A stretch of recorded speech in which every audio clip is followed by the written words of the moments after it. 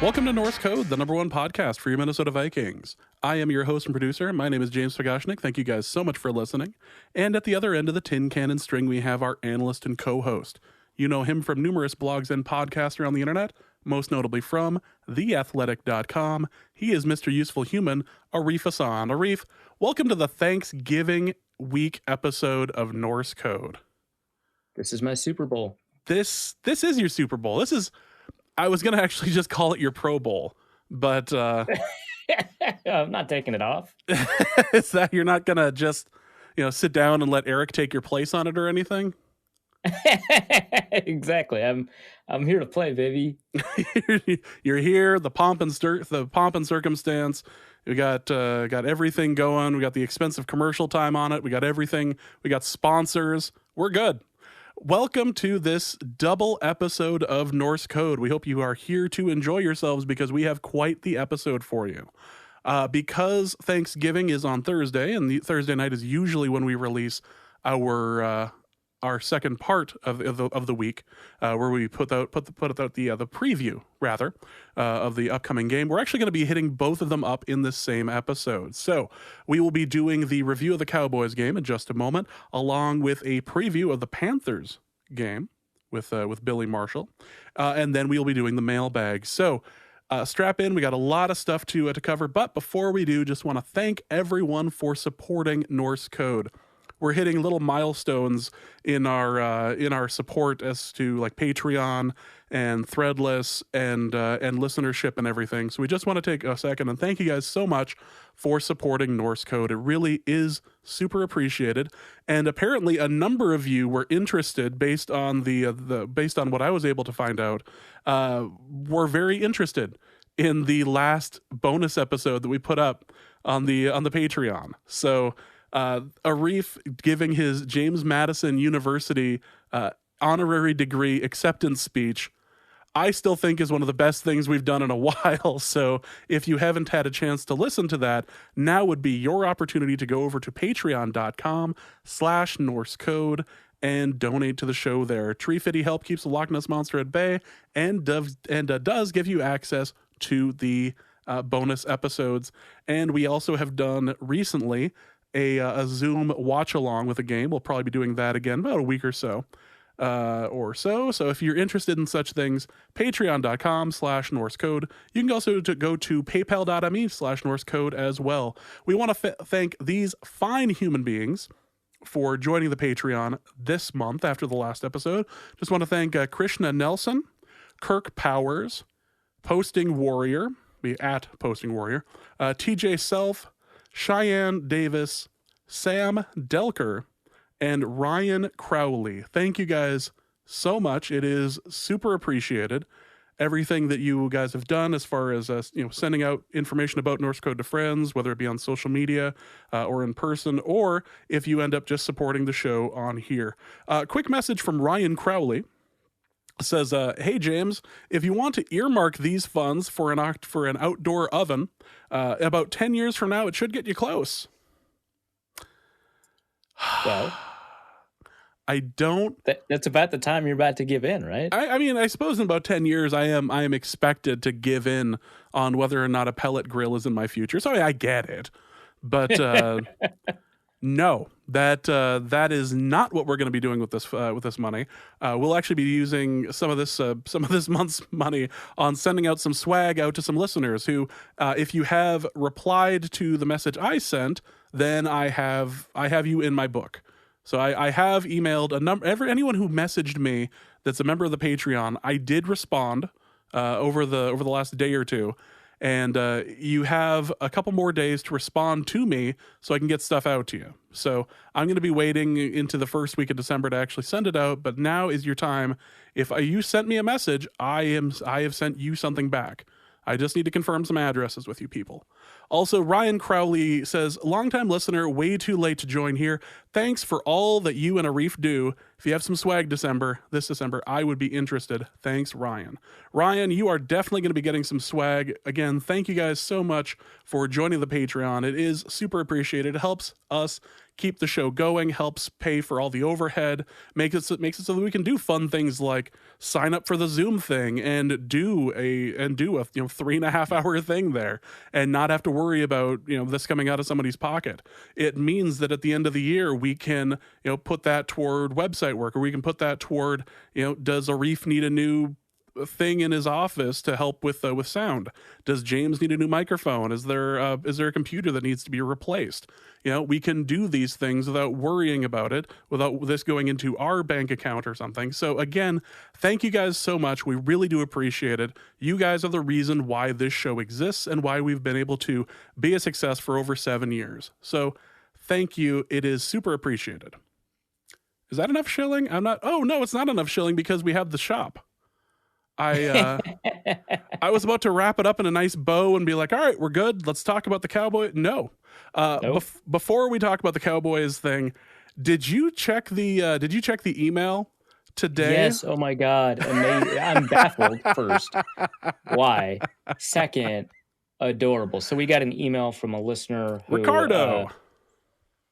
Who got multiple Norse Code shirts for his kids. So it looked like was it a onesie or that is a onesie on the little one, and that looks like a youth shirt on the little girl. And it's adorable. It broke my heart a little bit. It's so cute. Also, why are you doing this to them? Well, they're just trying to be festive because of the turkey thing on the. It's holiday appropriate. Hear that, everybody? It's holiday appropriate. Yeah, if you want to be holiday appropriate, now is your time to go over to norsecode.threadless.com and go to collections to find the Norse Code merch with the awesome logo that Drawplay Dave put out there. That is truly fantastic. You likely have seen said logo on your phone, on your tablet, wherever you're listening to this, or even on the Norseman page itself. So. That is on t-shirts. That's on a whole mess of things. This is not a money-making venture for us by any stretch of the imagination. We're making maybe a couple of bucks on each sale, but it is worth it to look at these two kids. The youngest looks a bit confused, but that's the way that all little kids like that look because they can't see more than like a foot past themselves. So yeah, this is that is truly fantastic. Seeing that in the inbox today made me laugh pretty hard. It was incredible. Yeah. So thank you, Ricardo. Again, norsecode.threadless.com. The merchandise looks great. I've had a couple of reports saying that they were really happy. I've been happy with what I've received. So again, norsecode.threadless.com. Let's get into the Cowboys thing. So here's the thing. I was reading something today about a podcast that existed with two people where they were talking about, I think this was on Twitter, and talking about how it sounded like both hosts wanted the Vikings to lose the game that was about to happen and like be done for the rest of the and fail out for the rest of the year. And I'm not saying that was our show. I'm just saying that I want to make something perfectly clear. I wanted the Vikings to win this game so badly. It's so stupid. I called this loss. And while I appreciate the moments of, being right, I have to ask you this question, because on last week's show, I said never underestimate the Vikings' ability to play down to their opponents as my justification for picking this as a loss. Was this a situation of the Vikings playing down to their opponent, or was this a situation of of something else? Defense completely letting the rest of the team down, a terrible miscommunication in the end zone that caused a guy to be completely open at the worst possible time of the game. What was it this game that was the real cause for it? And another acceptable answer is the refs. So what do you got? Well, okay, yeah. Well, I think first of all, if the Vikings had played to their own level of talent, the refs wouldn't have mattered, right? You had a couple, I think, fairly big penalties that went against the Vikings that if they hadn't, the Vikings probably win, right? Because it's like a last second win for the Cowboys. So any small changes here or there probably result in a Vikings win. So yeah, I think that from the perspective of like, who do we blame for the loss? And if your interpretation of that is um, if this thing changes, do the Vikings win? And so from that perspective, yeah, I guess probably if the calls go the right way, and if they were like good calls, right? Because I do think that it was slanted against the Vikings in that respect. Yeah, I guess in that sense you could say it's on the refs, but like obviously, if the Vikings play up to their own level of talent, it doesn't really matter. And so I think it is the bigger issue is getting to the point where those calls can change the game, and getting to that point required the defense, I think, to screw things up pretty badly. I wrote a piece at the Athletic breaking down kind of 4 big plays that the defense screwed up that allowed the Cowboys to mount first the lead, and then after the Vikings grabbed the lead back, the comeback. Um, and it's sorted by kind of which plays resulted in the highest win probability. One of the things I didn't address in the piece is that there were also things that were occurring play to play that hurt the Vikings, like their inability to generate pressure. I think Andy Dalton was only under pressure for 2 of his snaps. Like it's remarkable. Even after you account for the fact that it was a short passing game and he was getting rid of the ball quickly and they only threw deep twice. I mean, it was just a remarkably bad pressure performance. The Vikings didn't have very good gap discipline against the run, and so there were a bunch of small gains that they didn't need to give up that ended up hurting the Vikings and so on. So I would say that they probably played down to their opponent. I think that your pre-game prediction with regards to not only who will win but why the Cowboys would win, I think is pretty much on point. Which is not to say that the defense hasn't been overperforming up until this point, and that we probably should have expected this. That is all true, but I think that the level of performance that we've seen from players like Jeff Gladney, and Harrison Smith and Anthony Harris, and in the last couple of games that we saw from that makeshift defensive line, I think point to a higher quality defense than we originally thought. Like I think that there is a little bit more talent there, and they didn't even play up to that level of talent because again, they're not just going up against a backup quarterback. And maybe you can make an excuse and say, "Well, Andy Dalton was a starting quarterback for like 7 years in the NFL. He's maybe a starting quality quarterback." Maybe that's true, but they had like 4 replacements on that offensive line. I should 3 because Connor Williams was a year beginning starter, but I think they moved Connor Williams, I think, to center maybe, and then they moved Zach Barton to right tackle. And so the 2 starters that they had weren't even playing their original positions, and the 3 other players were playing terribly for most of the year. They should have played better, and they didn't. Zeke's not exactly having a remarkable year, but he ends up, having a great game. Tony Pollard obviously pulled off some big gains that ended up turning the game around. The Vikings played down to their opponent, and it was, frustrating to watch. Incredibly so. And the Vikings are due for one of these every year, it appears. Not something twice, right? Because they played the Falcons too. So yes, thank you for yes. Well, that was I had a couple of people respond with, well, it can't be a trap game. The Vikings already had their trap game. And I was like, no, actually, as it turns out, buddy, you can have 2 trap games in a year.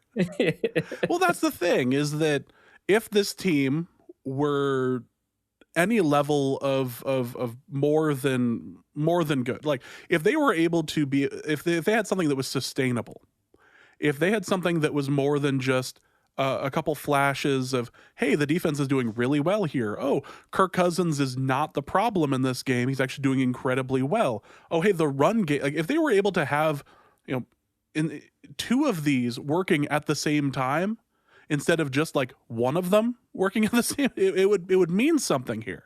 But this is a team that is not terribly consistent, and it shows, especially with those rookie corners.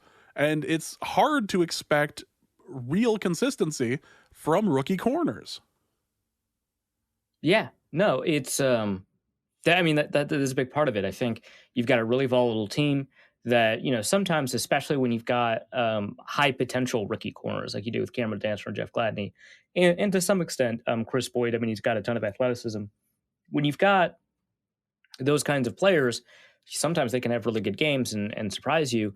But because they're rookies, because Boyd isn't, but you get my idea. Is because they're young, and because they don't have kind of all of the things that the Zimmer corners kind of need in order to be as successful as they are, given how high demand of a position it is for this defense.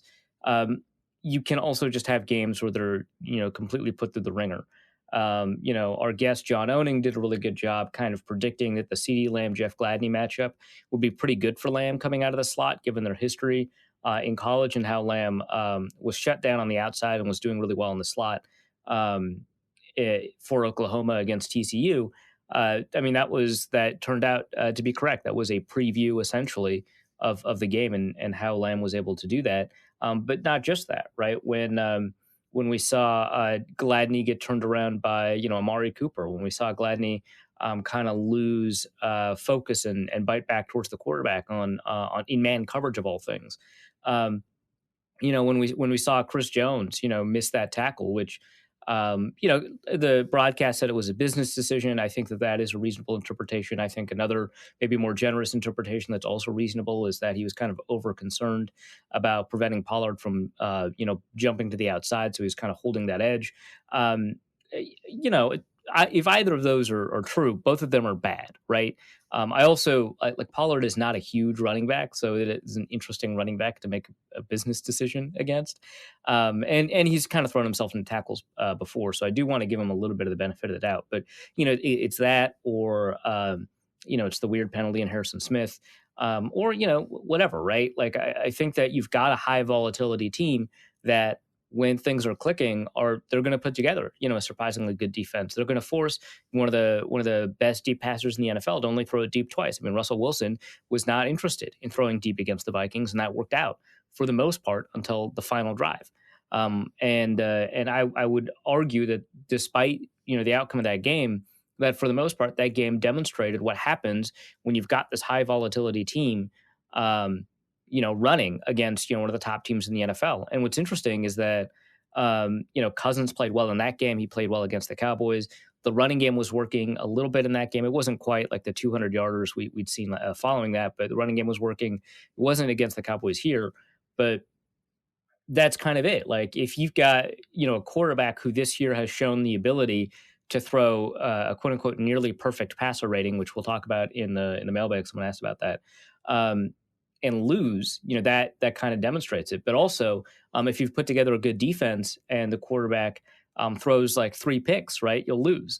And so, this year, Kirk Cousins has shown that he might have a lower floor than we're used to seeing. That stuff that we saw against Green Bay last year. Maybe other teams can figure it out and start, hurting the Vikings in that way. And then the range of possibilities for a Kirk Cousins performance now expands all the way up to, having this remarkable game like he did against the Cowboys, or having this awful game like he did against the Falcons.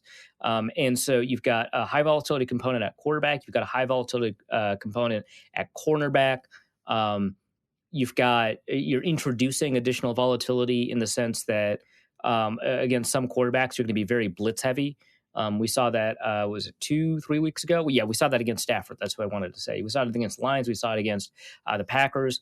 And if they're doing that, that's a high risk, high reward kind of play that leaves kind of gaps in coverage in order to create pressure on the quarterback. So everything about this team is high volatility. In some ways that's good, right? Because if that team is not talented, which the Vikings are talent deficient in a lot of areas, that's the only way you're going to win. If the Vikings are going to pull off a 5-1 or 6-0 run, which, if Tampa Bay keeps on playing like crap, maybe that's possible. But if they keep on playing high volatility, they're much more likely to be able to go 5-1 or 6-0 than if they were playing consistent football at the level of talent that they're at. So the downside to that is you're going to get these losses for sure.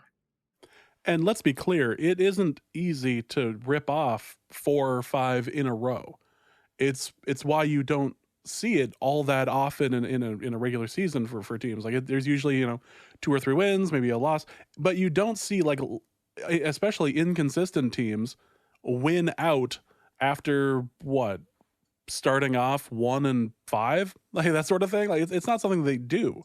So it would have been nice if the Vikings were able to just win out straight and go directly into the playoffs in a relatively decent spot.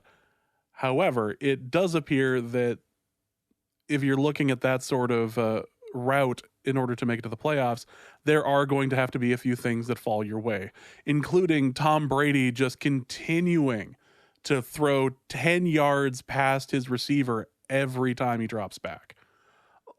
Yeah, he right now, Oh man. in the last 4 games, his deep ball passer rating is 0.0. And at the beginning of the season, he was the best deep ball passer in the league. Like It was like watching that. I've never watching that. My only thought was, man, he wishes he had like peak Randy Moss on this team to just go. And I can't tell if it's a situation where he's just like overthrowing it because he believes too much in his receiver's ability to like get separation, or if he's just like that inaccurate at this point. It could be a combination of both, but I want to believe that he truly thinks that these receivers can actually catch up to this rocket that he's throwing out there, this big lame dead duck in the air. That for the record is taking forever to get there. It is weird because apparently, according to the chip data, he actually has the highest max velocity and the highest average velocity on deep balls, which I don't know how to square that with what we're seeing. Obviously, the arc is a lot higher than it needs to be, so it might. Maybe the chip data is bad. I'm totally willing to accept that, but it might just also be that it's been so long since he's had to throw a consistent deep ball that he's kind of gotten used to rainbowing it when it's unnecessary, which hurts. I don't know. It's very weird. It's like I'm talking about a 40-year-old quarterback who appears to have a problem related to aging, but there is some evidence to suggest that no, actually his arm's just as strong as it ever was. He is making a technical error, which is not something you'd expect for Tom Brady. Either way, keep it up, man. I mean, the Vikings need you to keep playing like crap. So, yeah, that's definitely something that the Vikings need. Yeah, for sure. Yeah. But yeah, I don't know, man. The Vikings are, as always, an interesting team to cover in every sense of that word. Yeah, it's rarely boring. I mean, it was boring in the beginning of the season a little bit, and then Justin Jefferson and Dalvin Cook became the reasons to watch this team. And for the record, they still are. Thielen is also just on this massive tear. Let's talk about the Vikings offense for just a moment. And I have some stats to throw out. I don't often throw out the stats, but there are some impressive stats here. Adam Thielen, 8 receptions for 123 yards, including that 51-yarder. Had 11 targets. Justin Jefferson had 3 catches for 86 yards, including that 39-yard reception. Dalvin Cook also ended up with 5 receptions for 45 yards. Dalvin Cook ran for 115 himself. This was a game where the offense was taking advantage of the Cowboys defense, and rightfully so. Kirk Cousins threw a nearly perfect game until things kind of fell apart at the very end of the game. What made it so that the Vikings were so successful on offense? Part of it, I think, is just, hey, when you've got a high volatility quarterback, like evidently the Vikings do, he'll put together some really good games because it's not as if he had a clean pocket. In the first half, he was pressured on nearly half of his dropbacks that ended up getting kind of resolved in the second half. He wasn't under nearly as much pressure, but he was remarkable in the first half. I mean, he was throwing darts and perfect deep balls while getting hit. I mean, that was great. It wasn't just, a heavy use of play action or anything like that. He was playing kind of drop back traditional football, and he was doing a really good job of it. I don't know, this is probably one of the best games that we've seen from him in a Vikings uniform. And, it's unfortunate that it comes in a loss, and it's unfortunate that you have to qualify it with until the last drive, which I don't even know that he played poorly on the last drive, honestly. But I mean, he was just dealing, right? I thought that he did a really remarkable job of finding places that only the receiver could catch it. I thought he did a really remarkable job of kind of breaking down the defense and figuring out kind of what routes he needed to throw, who was open, who wasn't, adjusting for a really good job. And what really sucks is that sometimes he would make a really good play and then he wouldn't get paid off for it. And I think the best example of this is when he threw to Dalvin Cook on a slant. What he had his initial read was Justin Jefferson right outside of Dalvin Cook, and Jefferson was bracketed on that throw, and so Cousins immediately decides to check to Dalvin Cook, who is open, and he catches the ball, and I believe he even crosses the first down marker, and then he fumbles it, right, and it's just like, well, I mean, Cousins did exactly what he needed to do there. He declined the bigger play to make sure that the Vikings, kept moving the chains. He was perfectly balancing risk and reward there, and it didn't work out. I don't know. He just played really, really well, and it sucks that it happens in a loss because it's very easy to, point to Cousins in some of their losses. I remember, last year against the Bears, I said it was Cousins' fault that they lost that game, even though the defense played poorly. And in this case, Cousins should have won the game. And by should have, I mean, he played well enough that is a winning performance in almost any situation. You wouldn't have had needed to have that 2-minute drive at the end.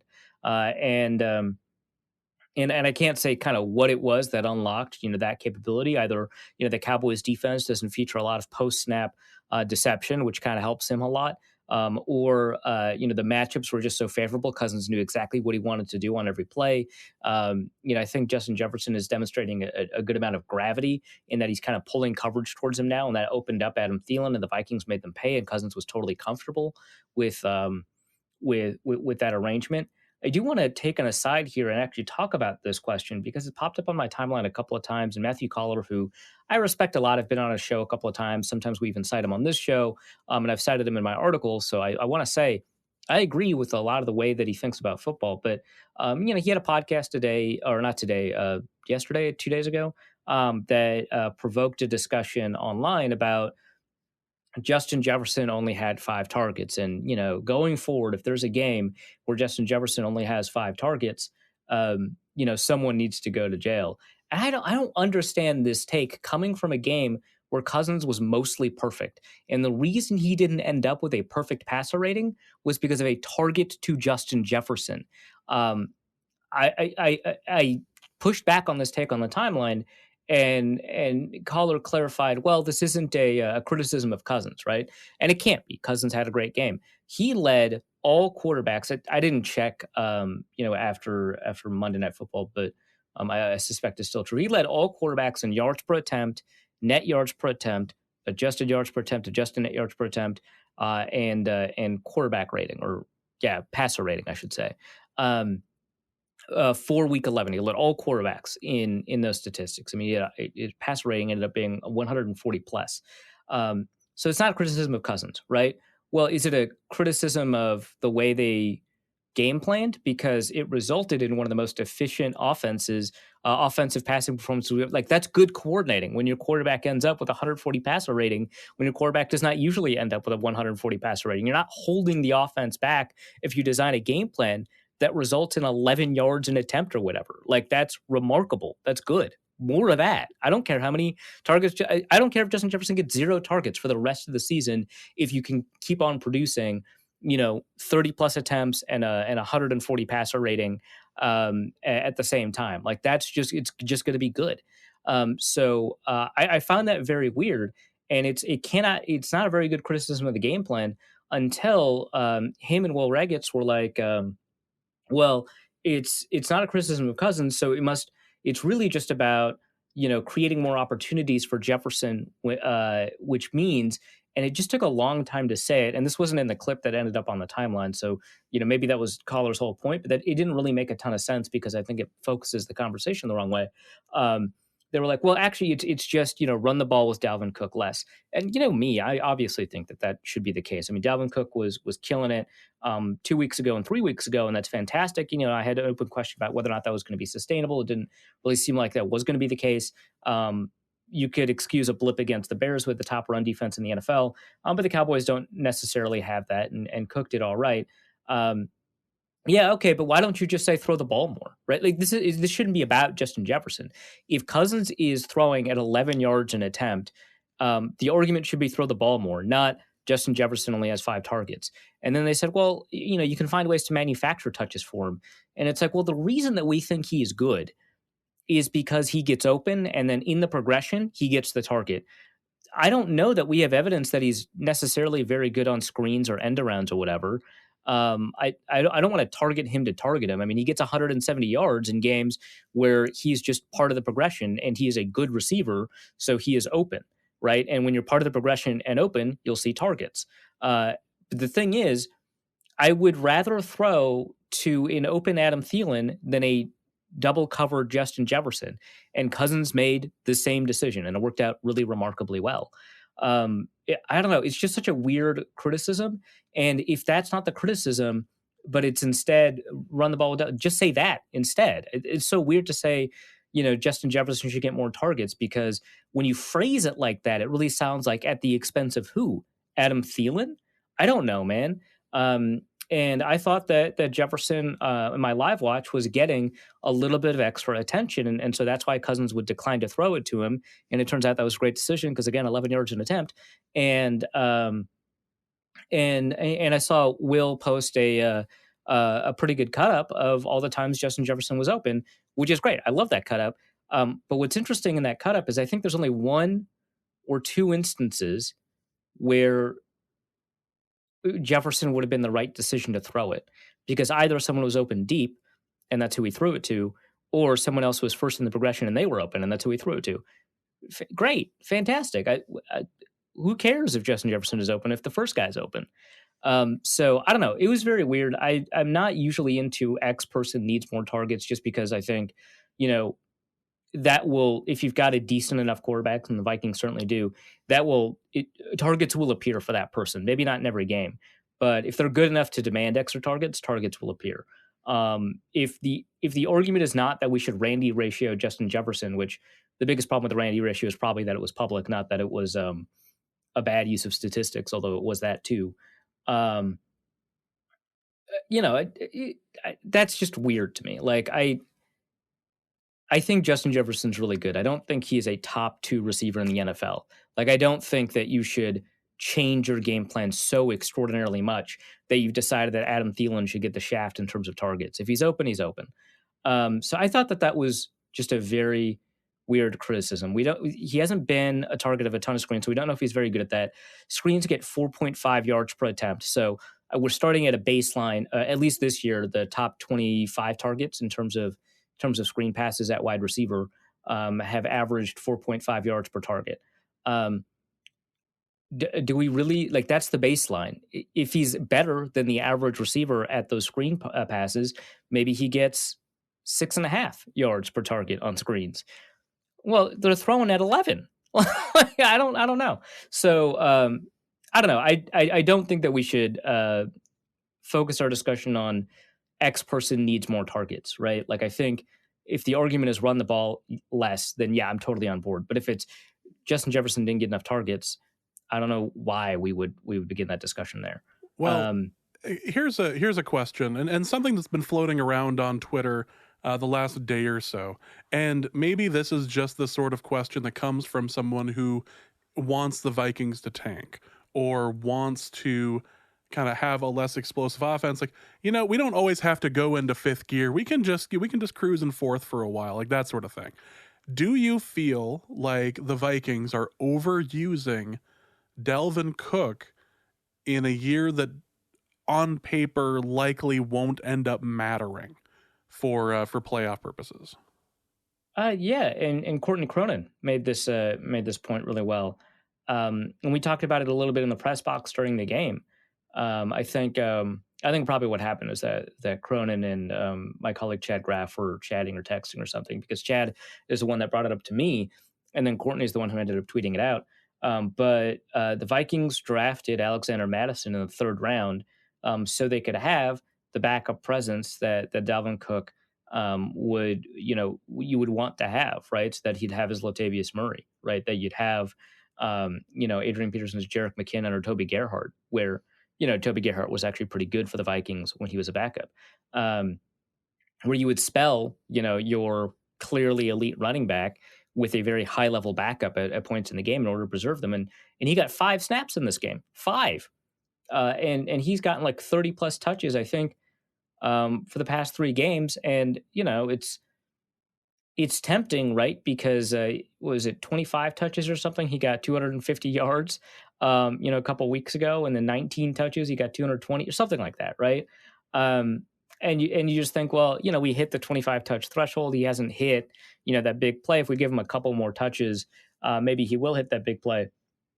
I get it, but um, you keep on putting Dalvin Cook in these situations where it feels like you can't put Alexander Madison on the field because it's such a high leverage situation. Um, well, those are going to keep coming up, right? Especially if you keep playing like this on defense.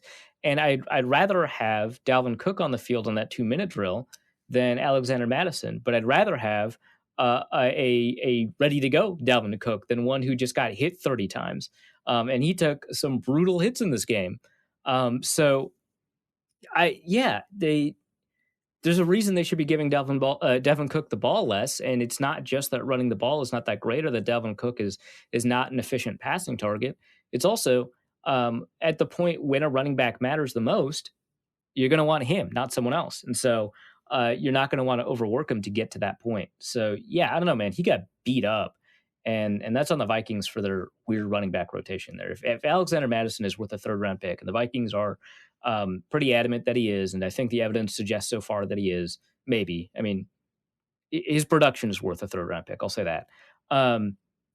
Then probably put him on the field just so Dalvin Cook can have a break. Jesus, like, man, he got blown up in this game, and yet he just kept going and kept pounding the rock and was very successful.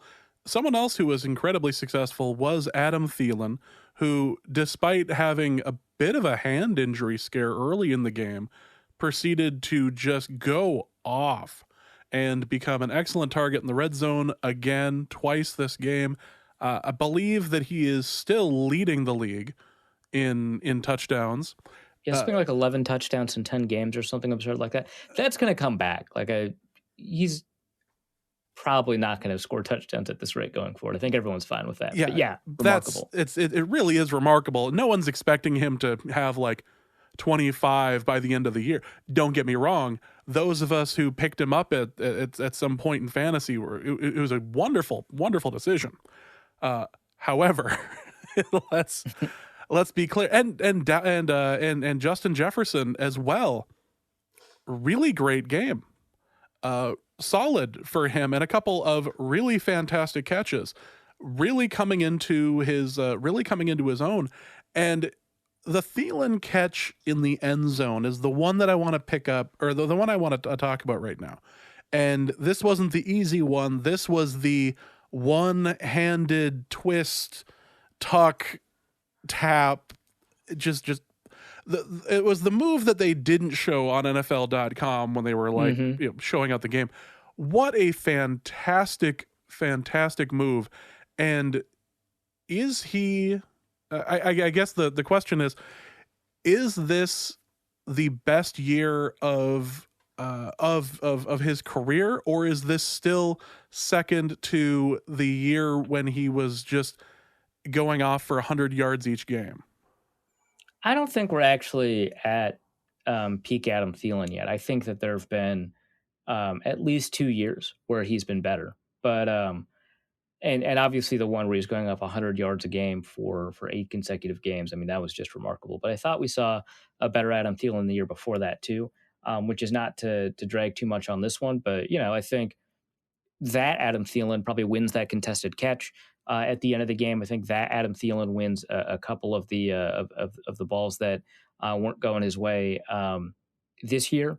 But obviously Thielen is playing at a really high level. I think what PFF has him as the third receiver, third to Justin Jefferson, who's second to I think Devontae Adams. So something like that. They're like 2 and 3. I forget who's one. I was gonna say it was either Adams or Diggs. Yeah. Yeah. And so, which, man, it feels like that could have been, like, that would never have happened. Like, there's not a world where they draft Justin Jefferson if they don't trade Stephon Diggs, but it just feels like a possible world, right? That would be just this absurd situation. Like everyone, we don't have any corners, but man, look at these guys. Well, look at them all go. We wouldn't need corners. We'd be putting up 40 or 50 points a game. Like, who needs a defense? We're just going to run air raid on you all day long. But yeah, I think Thielen is playing really well. So don't get me wrong. I do think that we've seen 2 better years from Thielen, not just from a production standpoint, but from a down-to-down effectiveness standpoint. Yeah, maybe for the rest of the year he turns into that guy again. I don't know. But I don't know. He had a really great game. That touchdown catch was just remarkable. It was really great. Justin Jefferson probably also gives that one a 9 out of 10. I don't know that he's given Thielen a 10 out of 10 yet, but yeah. I mean, he was critical to the Vikings kind of being in this game just because, 123 yards, some of them coming from plays that I don't think a ton of other receivers would be able to do. Yeah, I mean, hopefully we see more of this going forward because we haven't had a ton of 100-yard games from him. And it's not just that Justin Jefferson's eating them all. I think that he's had a couple of opportunities that he hasn't been able to convert on. How happy must Thielen be at this particular moment, despite the fact the team is losing? The fact that at the very beginning of the year, you were kind of unsure as to what was going to end up happening as far as receiving. Is he going to have to be the one who just carries the load completely? How is this going to end up working? Is BC Johnson going to be useful? Like that sort of question. Stephon Diggs Thielen was successful for a number of reasons. One of the reasons was Stephon Diggs was such an integral part of the offense that he was getting all these targets, and defenders are running over there, and then forgetting that Thielen is just I want to say just as good, but just a little, just maybe a little less than Stephon Diggs, but he's that still means he's great.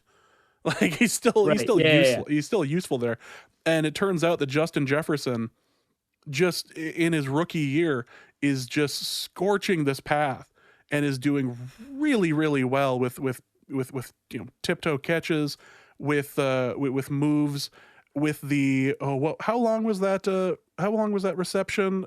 39 yards for the for the touchdown. Like how happy must Thielen be at that point? Like, oh good, I don't have to do everything around here on offense like it felt like he was doing in week 1.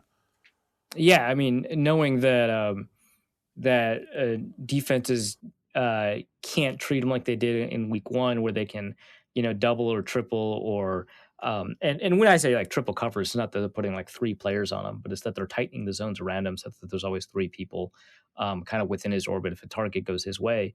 That must be just remarkable, especially because again in camp we just did not see Justin Jefferson play like this. He was behind BC Johnson, I think for a good reason. He didn't, showcase really remarkable levels of play. He was not getting consistently open in the way that he is now. And we've seen what the defense looks like. It's not as if the defense was playing so well that it made him look bad. His emergence, which took some time, is just really remarkable news for Thielen, just from, like you said, like lifting responsibility and just kind of what he's going to see from a defensive perspective standpoint. Just really remarkable stuff. So yeah, no, I think that this has got to be huge. Like, I don't know that he would have expected this. Obviously, if I asked him now, he would probably say, yeah, I totally expected this. But I don't know if he would have expected this. And certainly I don't think we expected this. I mean, I was ranting all offseason about how we shouldn't expect too much from rookie receivers, and that if they get a 600, 700 yard a year from a first round receiver, that might be a little disappointing, but it's not, out of the ordinary for a good receiver. So I expected maybe an 800-yard game. I really liked the Justin Jefferson pick. I was, shocked that the Eagles didn't take him. So it's not as if I was, poo-pooing Jefferson specifically. I thought he was a good player, but just that, it's tough to expect a ton out of rookies. And obviously right now he's exceeding, I think, anybody's expectations. I mean, he's just really remarkable. Before we move on to another part of the game, just as a side note, are you enjoying reading Michael Kist, reading his Twitter feed? Your mortal, I want to say mortal enemy, but one of your mortal enemies, you seem to have many, A nemesis of mine, for sure. For sure, nemesis. He's in the rogues gallery. Let's say that. His tweets the last couple of days about the Eagles and what they should have done in the draft and how they should have picked up Justin Jefferson. Are you enjoying his pain as far as this goes? Because I'm starting to think that he's losing faith in all things Eagles, which darn shame. Right, yeah.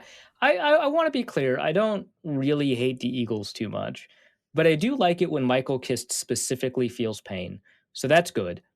And I do like it when Carson Wentz isn't playing well. So that's great. That's fantastic. It's been a great year for that.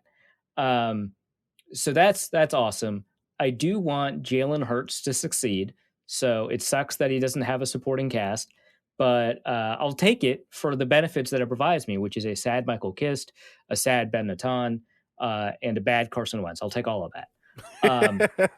Let me be clear. These are all three things that I need and desire. Yeah. And frankly, they deserve it for the way that people that were not them acted in 2017.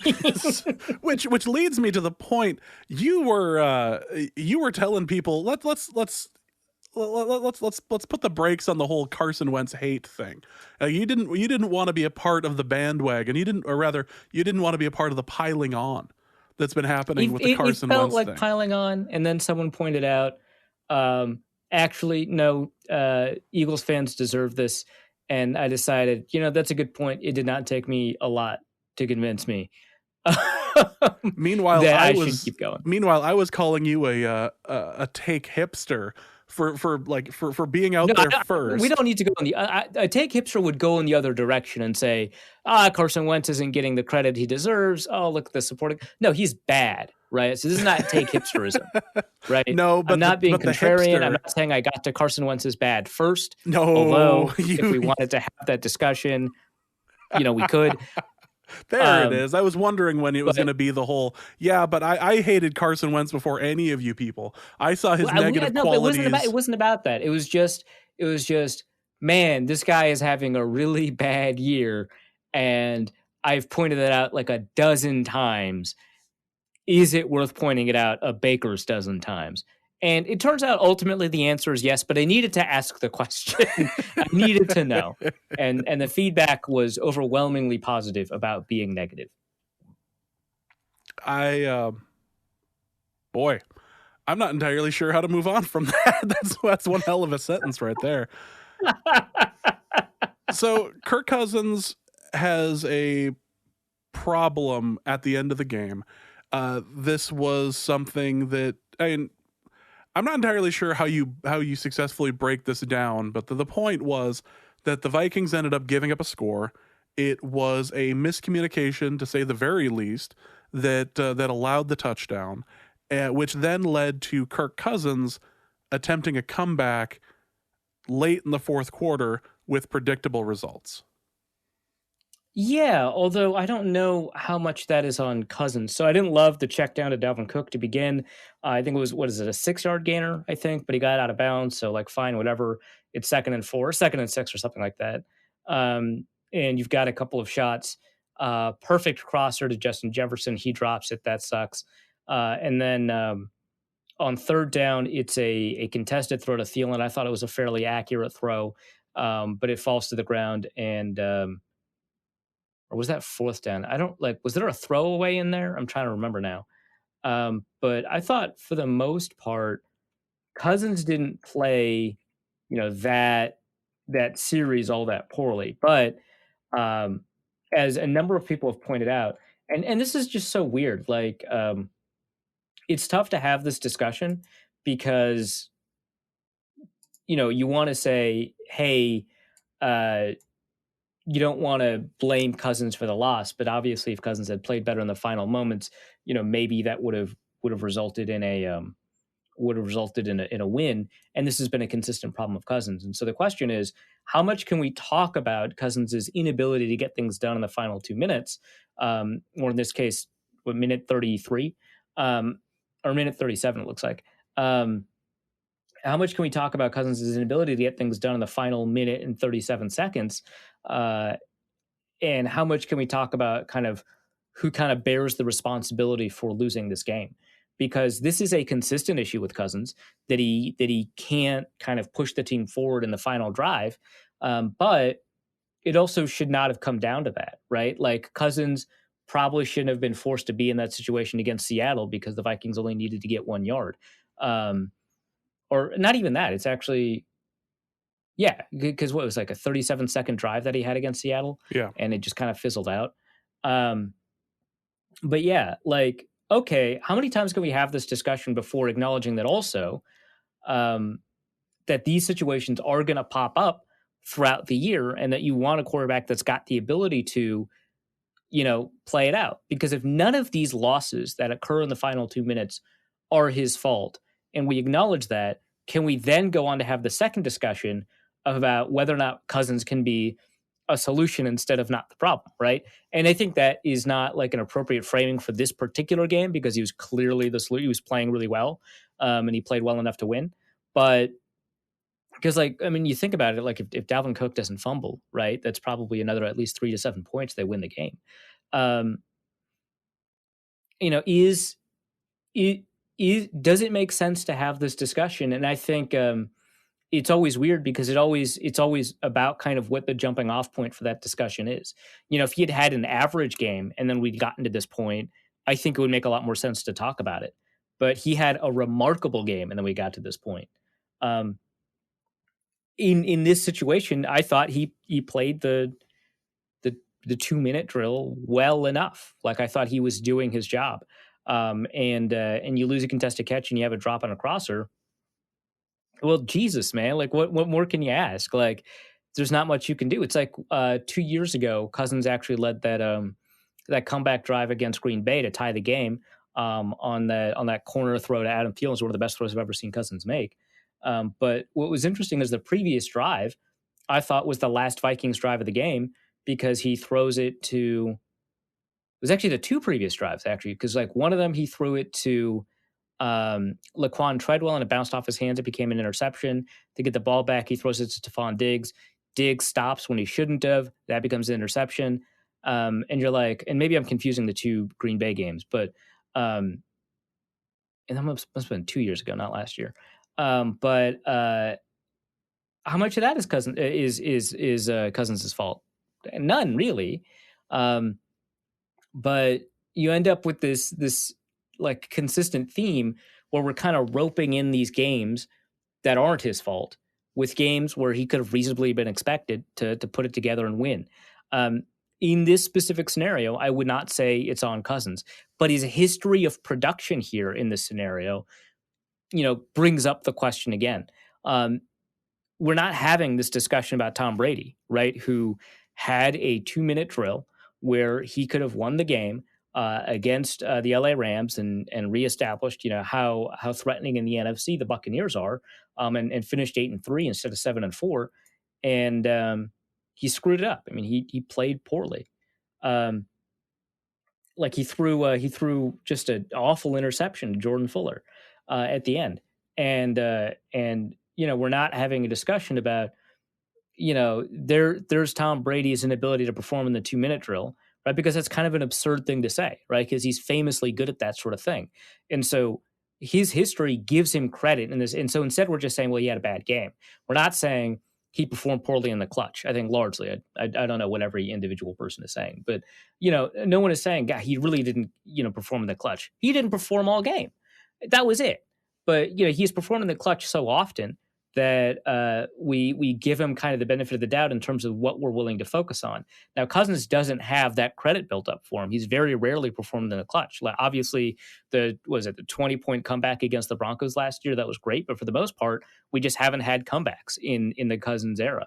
And so he hasn't built up that credit. So in games where he plays about as well as you can ask, and then in the final moments does almost everything right, and still does not get the first down, that question comes up, even though an average quarterback with an average, history of production in the 2-minute drill, no one would be talking about it. We're talking about it here because we're bringing up the pattern, whether or not we mean to acknowledge it.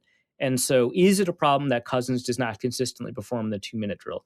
Yes. Is that the situation here? I don't think so. So there's that.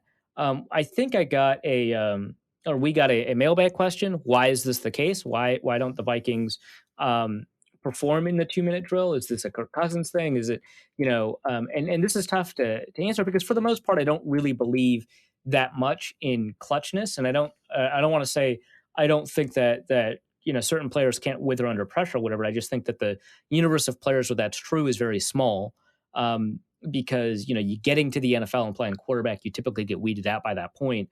But second, I think it's a secondary issue that shows up in other elements of the game when we test it, which is that Cousins doesn't have a ton of situational awareness when he's throwing the ball, and so he just throws the same no matter what. And is that consistency that's the problem? Which I've explained this take like 8 million times on the show, so I don't want to go into in detail. But the issue is, as he's playing in 2-minute drills. I'm taking a look at Cousins' fourth quarter comebacks in Minnesota. He's had 2 total in Minnesota and 2 game-winning drives. They are not the same thing because the 2018 fourth quarter comeback was not on the final drive. The game-winning drive this year, which let me see if I can find it. There's like a little game-winning drive finder on here it is. On Pro Football Reference. The game-winning drive this year was against the Bears. Yeah, I guess.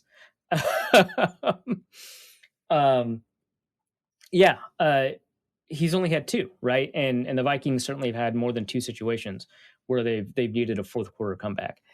So using this game as a jumping off point for that is weird, but we don't have the luxury of every single game to talk about that. So I get it, but this is not an example of a problem that we know Kirk Cousins to have. That's probably the best way to put it. We know Cousins has a problem mounting comebacks when the defense knows he's going to throw the ball and he doesn't get the benefit of play action and he doesn't have the situational awareness in 2-minute drills to continue playing at the level of performance that he needs to play at in order for the Vikings to win. We know that this is an issue for him and this is a problem he continues to have and it's worth acknowledging. This is not an example of that. That's probably the best way to put it.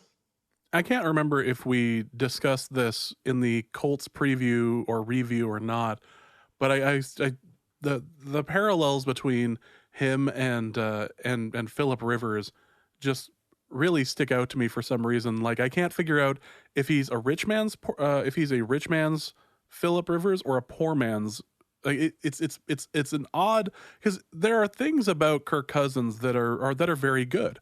There's things about Phillip Rivers that are very good. The end of games for Phillip Rivers is not something that you want to bet on.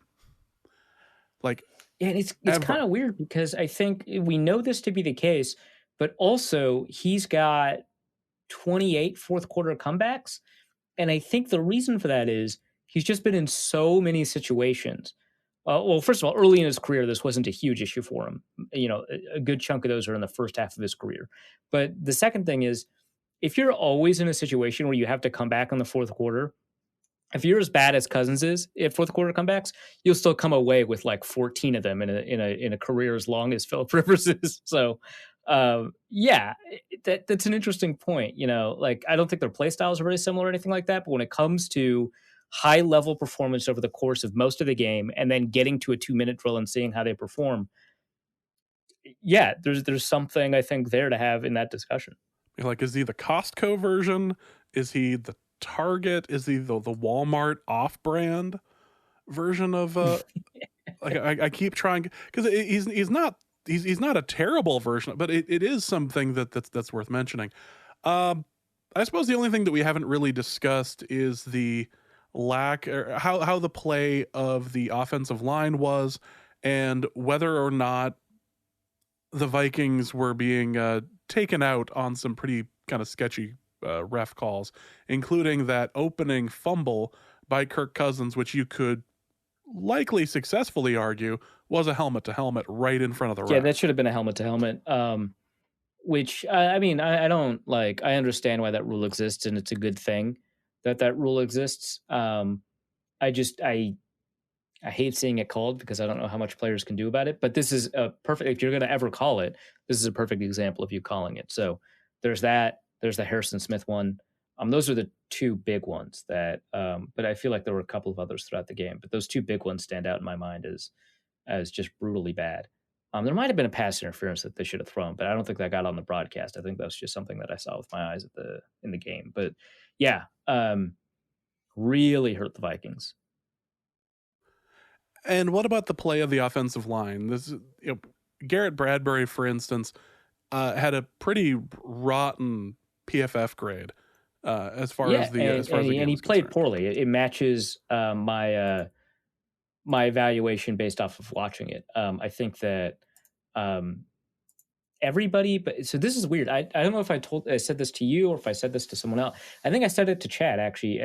In the fourth quarter, I was like, you know what? I think Brett Jones actually had the best game out of all the offensive linemen, which is just so strange, right? Because he is the fourth backup at guard, or I guess third now that Pat Elflein's been waived. But he was the fourth plan at guard, and the Vikings resisted playing him at guard for so long that when they were down a couple of guards last year, they just signed another one instead of playing him at guard. And it turns out he was the best offensive lineman out of the five of them. And then it turns out his PFF grade actually was the highest out of all of them. He ended up in the green, the only offensive lineman to end up in the green with a 75.0 grade. He allowed one hurry, according to PFF. And you take a look down at the rest, and you've got a 38.3 grade from Garrett Bradbury. You've got a 61.8 grade from Brian O'Neill. You've got a 46.3 grade from Riley Arif, and you've got a 44.5 grade from Dakota Dozier. Honestly, I thought Dozier had the worst game out of all of them. So I guess if I were to reorder that, I would put Dozier at the bottom and then Bradbury kind of above that. But Riley Arif had just the worst game of his 2020 in this showing. I mean, he allowed 4 pressures. One of them was a sack, that brutal sack that resulted in the fumble. He also allowed 2 quarterback hits. Like I said, Cousins was under pressure for about half of his snaps in the first half.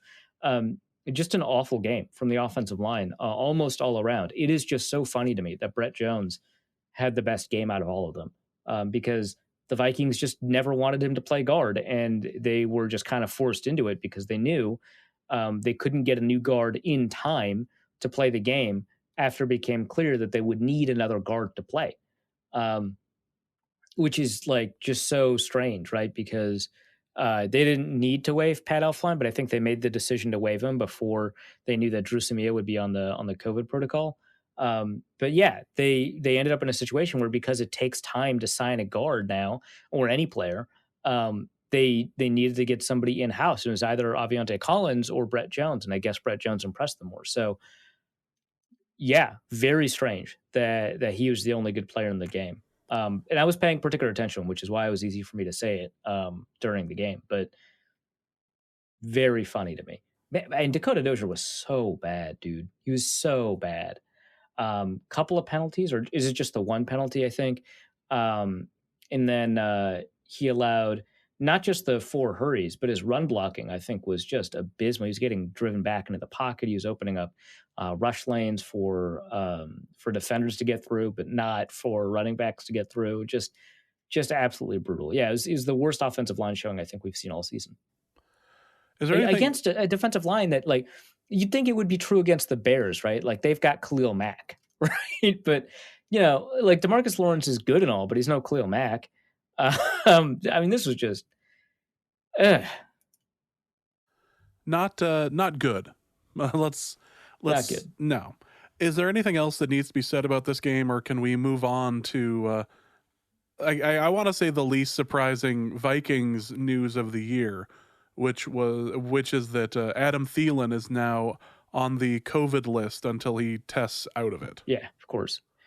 Yeah, I don't know if that's a contact thing or a he got a positive test thing. Hopefully it's a contact thing. You never want anybody to come down with the virus, but yeah, the good news is if it is a contact thing, that means he'll be ready for the game against Carolina. If it's not, he's going to need a couple of days of consecutive tests and to not show any symptoms. And I think it's a 10-day minimum anyway. So yeah, from a playing perspective, it's obviously better if it's a contact thing. Obviously, for Adam Thielen himself, it's also better if it's just precautionary or for contact reasons. But yeah, uh, he's on the COVID-19 reserve list. Maybe we'll see Olabisi Johnson, who has been active in all of these games, and he even saw the field like once or twice, I think, last week. But he's he's just not doing anything out there, because it turns out there are better options, and we don't have to actually be reliant on whether or not he was maybe. going to be The other useful. option is Chad Beebe. I'm not crazy impressed with him. Okay, so. well, there is at least that. All right. Well, what we're going to do now is we are going to go over to our Panthers preview. Again, this is a double episode. So if you want to skip ahead to the mailbag, or if you are finding yourself back in time and are wondering when like the timestamps are for everything, check the show notes. I check the show notes, and also check your podcast player, I suppose. In the notes there, it will actually say what time everything starts, because this is going to be a massive episode. So let's go over to our Panthers preview that Arif taped earlier today with Billy Marshall. He is from the Cat Scratch Reader. He is also the co-host of The Roar, which appears on Blue Wire Pods. So we're going to go to this interview that Arif cut earlier today about the Panthers. All right, I'm here with Billy Marshall of Cat Scratch Reader and the Roar podcast on Blue Wire Pods. How you doing, man? Doing well, man. How are you? Good, I'm good. Yeah, we get to see a little bit of a homecoming for this game heading up with the Panthers. I'm obviously talking about Brandon Zylstra, former Minnesota legend. Would love to see kind of how he does. And then, of course, you've also got former Minnesota legend Rodney Smith. So just a really great set of Minnesota players coming back. No, obviously the storyline here is going to be Teddy Bridgewater, and we expect him to play, right? And we're recording this, by the way, on Tuesday. It's the Thanksgiving week. We want to get some stuff out of the way early. But my impression was that he nearly played last week, and so we're expecting him to play this week, right? Yeah, that's what the word is. One of our close beat writers to the team, Joe Person, did mention that he expects Bridgewater to play. So he knows the ins and outs of the team better than anyone else here in this town. So I'll go with what his prediction. Yeah, that's fair. I do want to talk about PJ Walker for a second. How could I not? The XFL MVP. I'm huge into these weird, strange minor leagues. Loved watching PJ Walker in the XFL. I did not super love going over the all 22 of PJ Walker in the NFL, but also I think for an XFL product, did remarkably well. How would you have graded his performance? Yeah, I would probably say anywhere between a 5.5 to 6 out of 10. I think it's always difficult for a backup to prepare, especially given the uncertainty of who the backup was. It could have been Will Greer, it could have been That's right. Yeah. PJ Walker. And with Bridgewater's uncertainty, there was a lot of discussion earlier in the week that would say that he was definitely not playing. But then as the weekend approached, there was some optimism. But I think given that in mind, PJ was able to kind of take in a playbook and make his first NFL start, albeit against a defense that's probably not the best in the world. But I felt that he was fine within the structure of the offense. I mean, you can definitely see his arm talent on display a few times, and they attempted to cater the offense to him a lot more vertical action, whereas with Bridgewater, it's kind of more defined between a 5 to 15 yard radius. But outside of that, I mean, he did have two pretty big mistakes in the red zone, two interceptions. Mm-hmm. But I mean, he was fine, and he didn't really cause the team any other issues, especially with his decision making. He was pretty impressive when he was rolling out and making plays on the move. There was a couple scrambles that he connected with DJ Moore, where he went outside the pocket and connected with him. And yeah, I mean, it was totally fine. And I wish they used his legs a little more, but I can't complain with his first impression. Is this a guy that if he, hits the open market, he's going to get any bidders at all? Yeah, it's a interesting question. I'm not really sure, to be honest with you. I mean, it's tough to really gauge this one performance because Right. I'm sure we'll discuss it later. But so much of this Panthers offense is built around the skilled players, and Yes. when you have all those guys healthy and contributing, that certainly like helps, his production too. Yeah, that makes sense. Cool. Well, I think I think given that it seems likely that Teddy's going to play, we should talk about him a little bit. hmm How do you feel about how Teddy has kind of acclimated in like this, I don't know, like third phase of his NFL career? Yeah, so I think it's very similar to how he played in Minnesota, to be quite honest. I think that here in Carolina, there's probably more of a coherent offensive line. I know that was a big issue for him there, especially with our old friend Matt Khalil. Uh, Right. but besides that, no, he's been really solid, and you're going to see some of his advanced metrics, CPOE and Dakota, and all these have him highly rated. But if you look at some of his other kind of watch tape, he can be a little um, sketchy with his accuracy in some areas, and that's where it helps that he has guys like DJ Moore and Curtis Samuel, and even Robbie Anderson who can adjust to some inaccurate balls and really bail him out in those situations. It's nothing's been too egregious with that, but within the structure of the offense, he's been perfectly competent. He's moving the team down the field. He's not being asked to do anything crazy, but you do see some of the limitations here and there too, especially in late game situations where the Panthers have lost 5 one-possession games. Oh, And wow. yeah, it's been a little tough on the close game side, but those are situations where you might have hoped a little more from him. But it's also just the situation around him that's kind of elevating him. Joe Brady, obviously the offensive coordinator, has done a really good job of putting in place a system that's kind of catered to his strengths. That it really helps too that the offensive line has been much better than I thought it would be. Contracts out the window. Who'd you rather have, Teddy or Kirk? Oh, that's a really tough question. I would probably take Teddy only because I've been actually impressed with his ability to run and create some stuff out of structure. I'm sure you saw that fourth down play against Kansas City Yeah. where he just went completely like it was awesome to watch. I really did not expect that from him either. And I've been watching Teddy since back in Louisville. So I've been really impressed with his ability to just to scramble and create opportunities out of structure. Um, so I would probably give the lean towards Teddy in that regard. I can't imagine Cousins ever doing that. But at the same time, I would say Kirk is definitely more of a passer who will connect on explosive plays too. I don't really think you're going to get that with Bridgewater. It's just more efficiency and slowly but steady moving the ball up the field.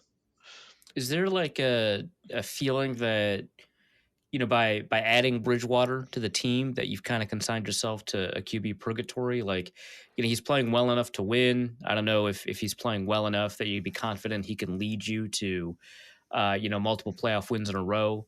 Um, and you might not be put into a position where you can draft a quarterback that can be a bit more explosive. Is there like that concern there? It's sort of a conundrum that we've been discussing throughout the year, especially when it comes to how this team is built. A lot of people, when they this offseason when it moved on from Greg Olson and well, not Thomas Davis, who's already gone, but um, just they let go a lot of players. A lot of them went to Buffalo, like Mhm. Addison and Butler, and obviously Cam Newton.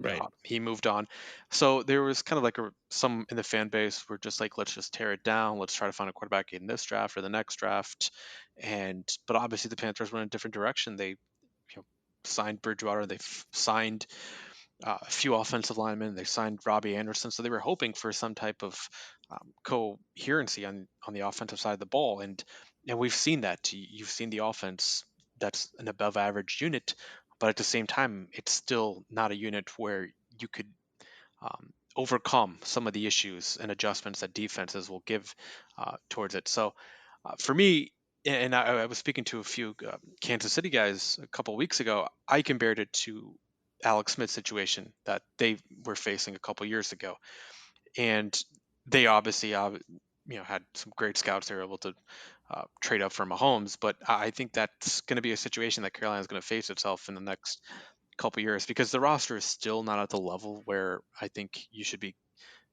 throwing away assets to trade up in the draft. Um, because I just feel like maybe another year with Bridgewater, but then in 2022 maybe you can kind of target a quarterback, and who knows, maybe Bridgewater he overcomes some of his weaknesses and gets better in those areas to where maybe he is the guy long term. But right now, I do think it's particularly relevant that um, he's kind of like an Alex Smith in Kansas City type quarterback for them. Sure. Yeah. I mean, he's gotten that comparison before, so I can kind of see why that would like continue as his career kind of goes on.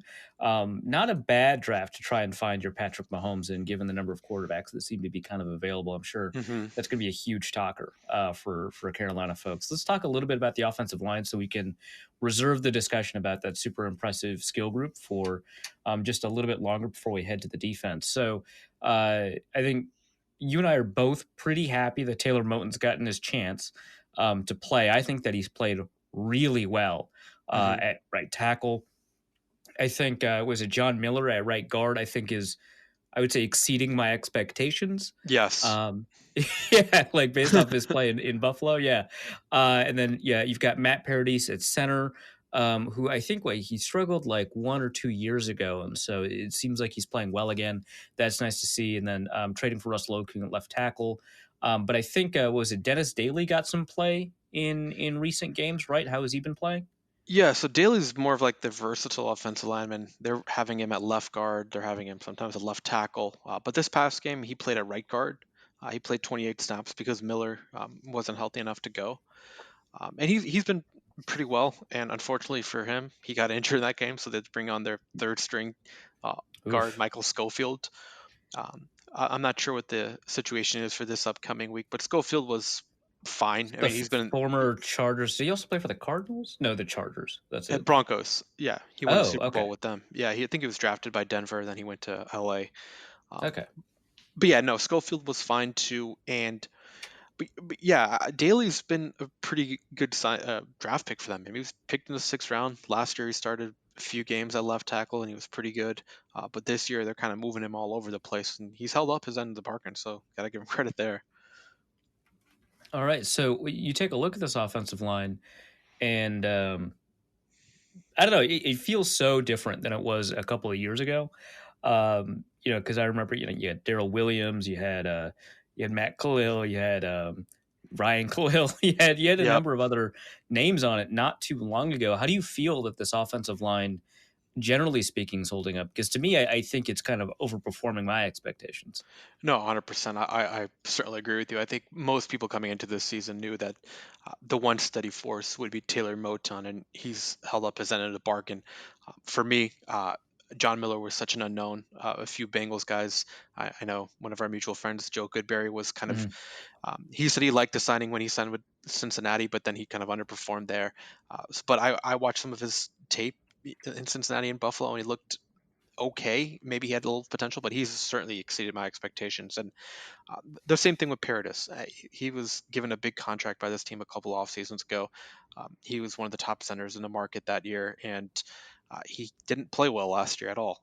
But this year he's improved, I would say, significantly in Mhm. a few areas. He's still giving up pressures a little more, but uh, he's done well for the most part, and it's always going to be a transition with new coaching staffs and offensive line coaches. But I would say left guard was certainly an area of weakness earlier in the season. Chris Reed, and I've harped on him a few times, has not been good enough for them, but I think he's turned a corner since that Atlanta game. He's played a lot better as a pass blocker and as a he's always been a pretty strong run blocker, but as a pass blocker, I think he's held up his end of the bargain. And then left tackle is more of a revolving door. They obviously traded for Okung, but given his age and some of its durability questions he's been Yeah. facing throughout his career, he hasn't really been reliably called upon to stay healthy. But so they've kind of been rotating a few guys even during games. Like they go between Trent Scott and Greg Little and sometimes Dennis Daly. Uh, I'm not sure what the health status is between those guys, but I would expect Trent Scott, who's been an okay player throughout his career, kind of a journeyman. Um, he's, again, not someone that is going to wow you, but he's had some moments here, especially like in space when they call either toss places or screens. He kind of really kind of go after safeties and make a highlight reel out of them. It'd be an interesting matchup then against the Vikings defensive line. Not a great defensive line right now, but he occasionally seem to get a couple of wins. I think they only got 2 pressures last week. The week before, so it's essentially 2 backup offensive lines, right? Against Chicago and Dallas, and the week before against Chicago, they did a pretty reasonable job. Sounds like they'll probably get stymied here just because it's an average to above average offensive line. Let's talk about the skill players real quick. So this seems to be kind of an interesting test case for whether or not running backs matter. When Christian McCaffrey was out, Mike Davis was in, performed really well for a couple of games, seems like. I don't know that Mike Davis is the talk of the town anymore, but it certainly seems like he's playing well. And then we might get Christian McCaffrey back for this game too. There is a little less optimism on his end. Just reading the tea leaves on Matt Rule's press conference yesterday, I don't. It's kind of an unknown, I would say. Okay. That sucks. I've gotten him in like 3 of my leagues. Okay, but like so Mike Davis, originally like a Chicago Bears back that just didn't cut it there. I think we saw some. Did we get Rodney Smith playing in the last game too? Yes, we did. Yeah, there's like 8 running backs on this team. How do you feel about how the running back position has kind of progressed without McCaffrey there? They've been solid, and again, this is sort of the discussion about running backs is how much do you assign their success to the offensive line to this game, and especially earlier in the year, I was pretty impressed with Davis just because he was not only creating yards like before the line of scrimmage, he was also um, beating guys. He was pretty elusive in certain situations, making guys miss. I mean, he wouldn't go down on first contact. He's struggled a couple prior to last week. He was kind of struggling a little bit, and that just might be a product of some of the teams they're facing, especially the Bucks, who have notoriously one of the best the best rush defenses in the NFL. But as far as the other guys are concerned, Rodney Smith, he's been pretty solid. He did fumble last week, which deep in our own territory, which fortunately was recovered. But no, he certainly he looks really small on the field. But if you actually like watch him, he does a really nice job of being able to kind of dissect the holes and just quickly like scoot through them. It's rather impressive to watch him. And but outside of that, there are other guys. Trenton Cannon, they've given him a few snaps here and there. He's more of a return guy. Bonifon, I think he's been injured too, and he was kind of more of their third, second or third running back. But it's been a revolving door. But at the same time, they're getting plenty of production out of it. Davis, obviously, he's not gonna. I don't think he's run for over like 100 yards in a game, but he's been quite solid, especially in certain areas such as the pass game. Okay. And how often do they involve fullback? They've got Alex Arma listed here. I don't know if I've seen him too often. Yeah, it's mainly for I would say red zone opportunities or short Okay. yardages. I mean, if you recall their first game against Las Vegas, uh, they were driving the ball and it was a 4th and inches, and they gave the ball to Arma instead of McCaffrey, and a lot of people were upset about Right. that decision.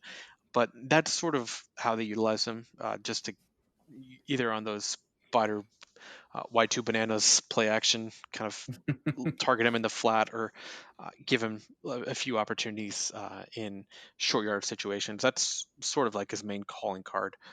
Doesn't really get that many snaps. I would say he's averaging somewhere between 10 to 12 a game. Okay. And then at the tight end level, we're not seeing, I think, a ton of production out of that tight end group. I guess led by Ian Thomas. I have also seen Chris Manhertz on the field a fair amount. Is it kind of fair to say the tight ends are not really grabbing any headlines there? 100%, and we're not sure what it is. I think this could also just be a function of their offense being so reliant on their receivers and running backs in the passing game.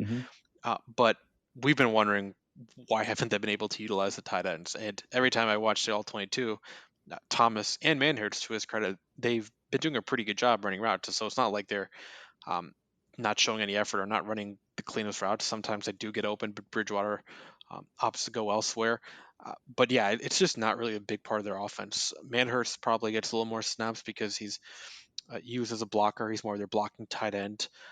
But as far as like scheming up plays, especially like down the seam and other areas, middle of the field, they're not really targeting the tight ends there. Especially like it's like a completely different structure than like a Baltimore offense where it's kind of Right. heavily relying on the tight ends in the passing game. Here, it's completely the opposite. Okay, yeah. So then let's talk about those receivers. So probably one of the more underrated three wides in the NFL: Curtis Samuel, DJ Moore, Robbie Anderson. It feels like any of these three can go off for 100 in any particular game. Especially, I think Robbie Anderson has been doing really well. Didn't get a ton of yardage last week, but just generally speaking, has been, I think, a pretty remarkable find. A good kind of supporting cast to stick a quarterback into and have them perform, like you said. These guys all seem to have different skill sets. And then, of course, there's Pharaoh Cooper and Brandon Zilstra who seem more like special teams guys to me. But if you were kind of to describe the skill sets of these top three receivers, yeah, how would you go about doing it? Yeah, it's certainly complementary in a lot of ways, and I do take some issues with how some of them are utilized, especially DJ Moore and Robbie Anderson. But at the same time, they're what they try to do is Samuel is more of their versatile piece. They'll use him like on reverses, screens, down the field in the vertical shots, intermediate, short, everywhere. They kind of use him kind of as their do-it-all wide receiver, and then moving to the other side, DJ Moore, sort of where I take a little bit of exception to how they're utilizing him. He's on the outside a lot, and they're asking him to just run a lot of vertical routes, which is a little surprising to me because coming out um, and looking at his production his first 2 years in the league, Moore's strengths are underneath, where he can win quickly the line of scrimmage and use his body to create separation as opposed to using um, his feet to separate, which is kind of a struggle of his. Although he did beat Jeff Okuda pretty well the other day, he's more of a guy that I feel like they should be using him more in the short intermediate routes, like how Michael Thomas is used in New Orleans. But Robbie Anderson, he's been their primary slot option, and to their credit, he is getting open quickly. They're using him quite frequently on these just in breaking routes, slants, digs, uh, cross drags, and he's just getting open as quickly as he can. And his production has been really good. Obviously, some people are concerned about the touchdowns, but that's been Bridgewater's probably favorite target. The past 2 weeks, he's kind of lagged a little bit, but I Yeah. think that's because they wanted to get DJ Moore involved a lot. And there was a lot of discussion about DJ Moore's targets prior to, I think, after the Kansas City game. And Moore has seen an uptick in not only targets but also production these last 2 weeks. But it's the group works well together, and they don't really run a lot of four wide receiver sets. It's mainly 11 personnel. I know there's a lot of discussion on how Joe Brady would acclimate to the NFL because of how much they use empty protections at LSU and using a lot of five wide receivers or four wide receivers there. But here it's been pretty consistent. They've been a pretty heavy 11 personnel team. Yeah, that makes sense. And so it does seem like that Pharaoh Cooper, Brandon Zilstra are special teams guys then. Yeah, Cooper's a returner on Yeah. kickoffs and on punt returns. And the same thing with Zylstra. You saw him against Kansas City. He was on the end of a fake punt. So that did help pad his stats. But yeah, they do sometimes use Zylstra in the red zone. He doesn't really get many targets, but he's more of like a decoy, I guess, in that part of the field, especially like inside the 10. Okay. So when you take a look at kind of the offense, you take a look at the matchups, the Vikings have been running a ton of cover two in order to kind of protect that young cornerback group, but they do have kind of an elite group of safeties back there. You see a relatively weak defensive line. You see an interesting linebacker unit. You've got, probably one of the top linebackers in the NFL, Eric Hendricks, and you've got, two guys that are good in coverage, not so great against the run. in Troy Dye and Eric Wilson. When you take a look at these matchups, where do you think the opportunities for Carolina come from? Whether it's a specific matchup you like, whether it's a particular tendency like the ability to hit intermediate routes, what looks good to you based off of taking a look at the Minnesota defense?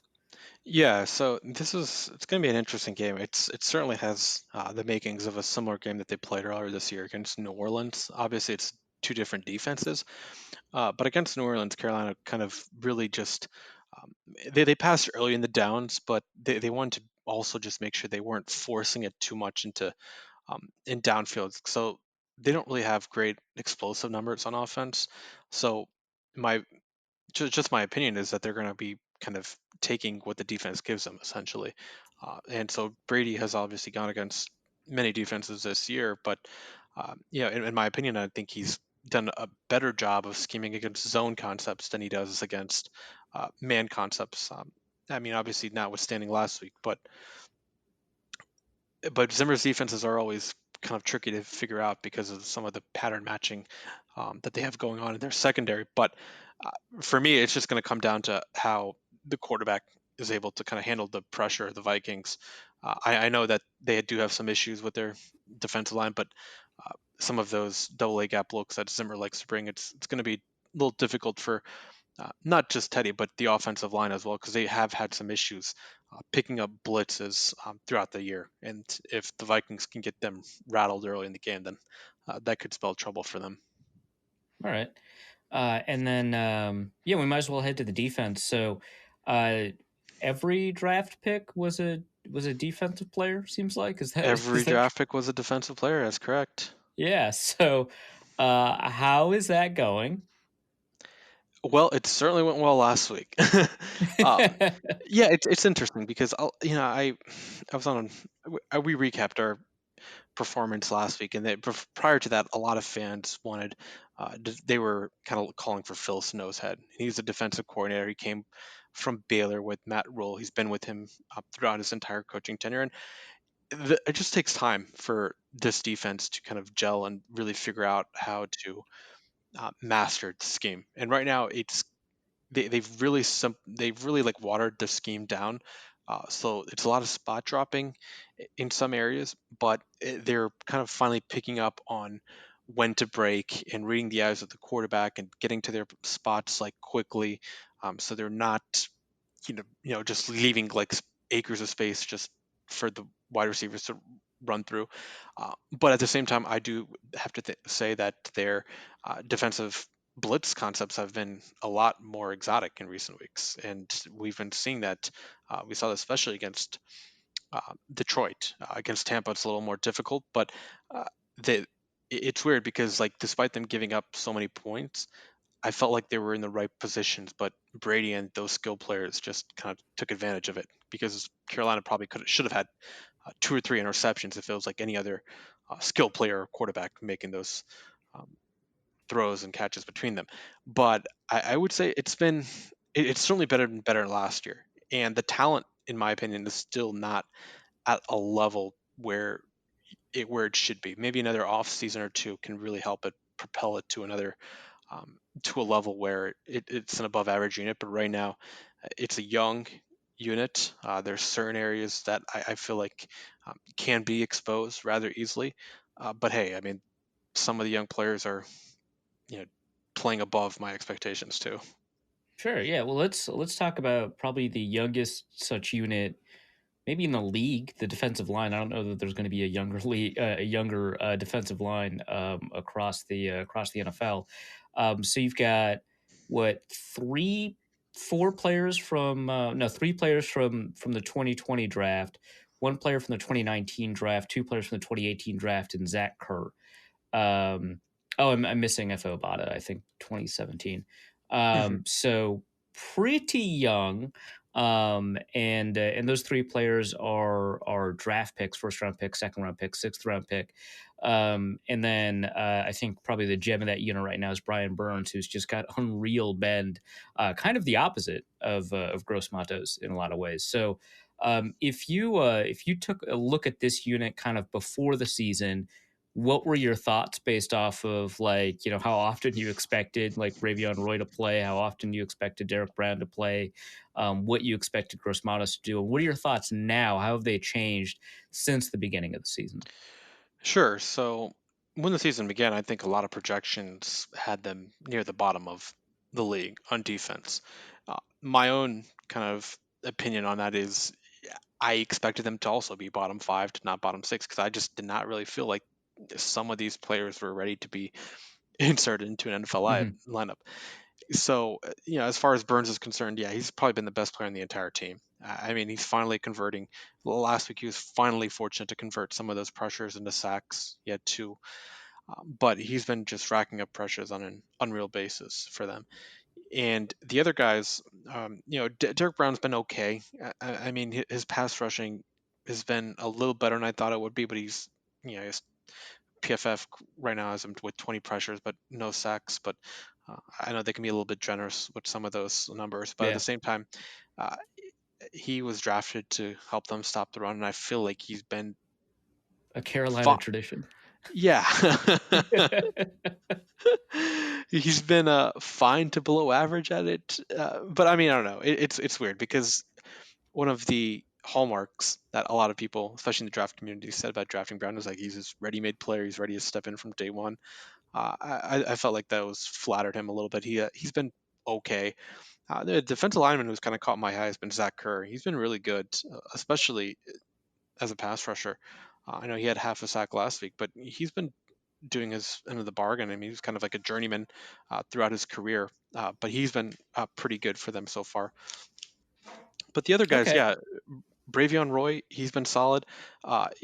Sixth round draft pick. I mean, no one expected him to play this early, and he's been doing a heck of a job, in my opinion. I mean, he's one of his best traits is just holding up double teams and stacking and shedding against the run.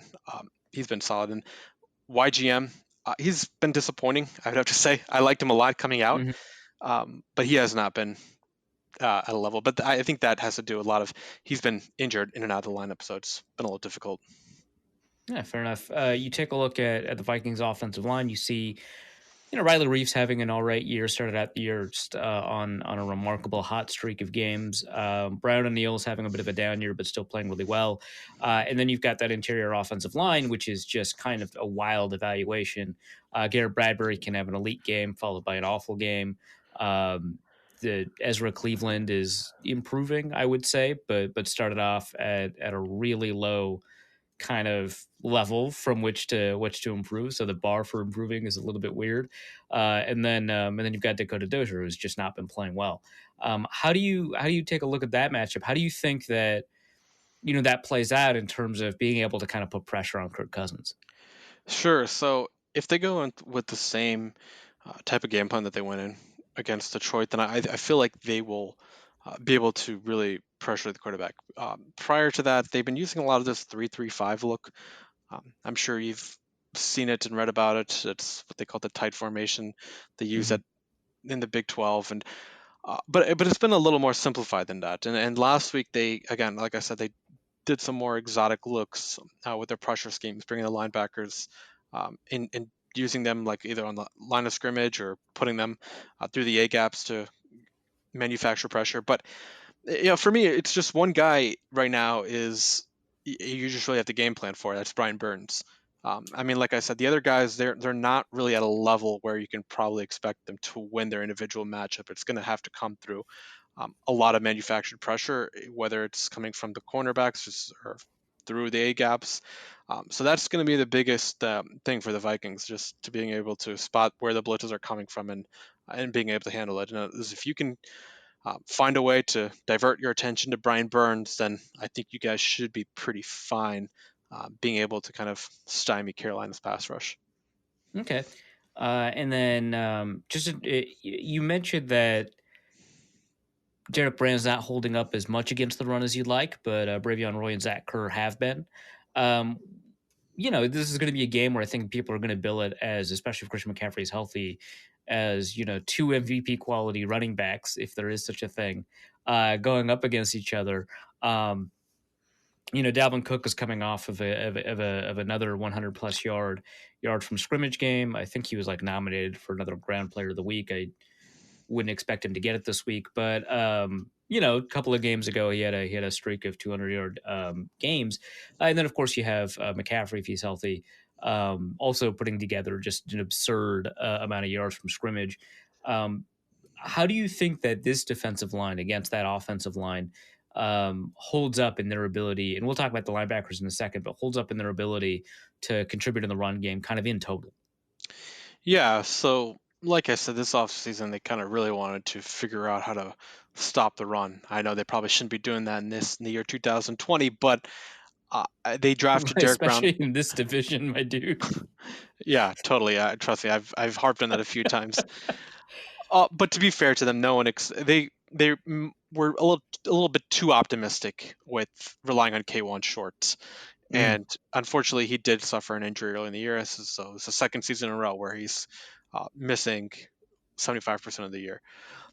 So with that said, I feel like, I mean, Kerr and Brown are pretty similar. Like they're kind of not necessarily like your typical nose tackles, but they are like bigger guys that kind of excel with two gapping and holding up at the line of scrimmage. So it's going to come down to them, to be honest with you. Burns has improved immensely as a run defender. I honestly did not expect him to be this good, and I think a lot of it comes down to not just being able to set an edge, but he also can read out the direction of runs really well. He's able to stack and shed against pulling blockers too. So he's been pretty impressive, and again, it comes down to how well the two defensive tackles will do. I expect Kerr and Derek Brown to start and play the majority of snaps. But for me, those two guys um, and on the other side, Gross Matos, he played better against the run last week. I mean, the week before, the reason they gave up that 98-yard touchdown to Ronald Jones was Carolina was running a slant, and Brown unfortunately Gross Matos just got completely like washed out by Donovan Smith, and that just allowed that gap to open up for Jones, and he was able to run through. So he's a young player, so hopefully he kind of learns from it. But yeah, right now I think it's going to come down to those two, especially against an offense like Minnesota, where it relies a lot on kind of moving laterally and figuring out how to beat those reach blocks. Okay. Big part of that obviously will be the linebacker group. You've got Shaq Thompson, my unrequited draft crush from 2015. You've got Jeremy Chin, kind of a Manchurian candidate to Defensive Rookie of the Year. I do not love his Defensive Rookie of the Year campaign. I think he's playing really well. I don't want to get overboard I agree. in hating him, but leading all rookies in combined tackles, I think will kind of boost your odds in that department maybe a little bit more than you need to. And then Tahir Whitehead, I think is the other linebacker. Is that right? Yeah, he's the other linebacker, but he did not play last week. And a few of us joked that because he didn't play last week, they were able to put in a complete performance. I mean, I'm going to say what happened, but the answer is they're all gone. But what happened? I mean, this was like the linebacker group in Carolina was always kind of one of the most interesting ones to have. With former safety Thomas Davis at linebacker, and you've got two other former safeties running the show at linebacker, and Jeremy Chin and Shaq Thompson. And just generally speaking, there's a lot of linebacker quality in Carolina now. It just seems like, all right, this is a group.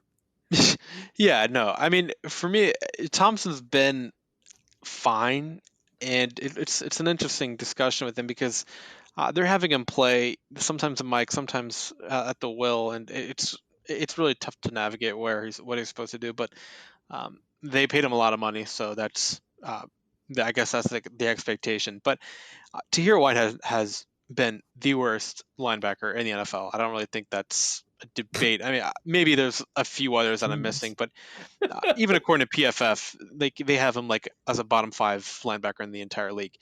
So it's just a lot of really just poor mistakes that he makes.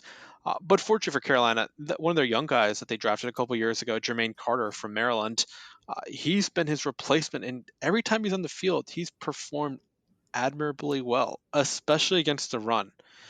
If you look at his PFF grades, they have him as a really good run defender as a linebacker. Struggles in coverage a little bit, but for me, if they can go with Thompson and Carter, and then Chin is more of their um, kind of hybrid linebacker safety, I think they'll be in a better position moving forward. Because right now with Whitehead, there was just a lot of issues with him not being able to read gaps correctly, not being able to fill where he should be, and in coverage he was a disaster. But hopefully they give a guy like Carter, who's in his third year of his rookie deal, and kind of see what they have in him, as opposed to seeing a known commodity and Whitehead, who's kind of just brings the defense down in a lot of areas. He's a former Temple guy, right? Is that maybe complicating the situation? Yeah, so that's the thing. So he's a former Temple guy, so he played with Rule and Matt and Phil Snow. So I don't know. Hopefully they kind of came to their senses and realized that he's just not getting it done for them. I mean, he's only on a 1-year deal, so you might as well just, you're not really tied to having him on the field in the long term. So this is kind of interesting. So was Jermaine Carter ever considered as a safety? Because if so, that means that the 3 linebackers that you could be putting on the field were all safeties in college.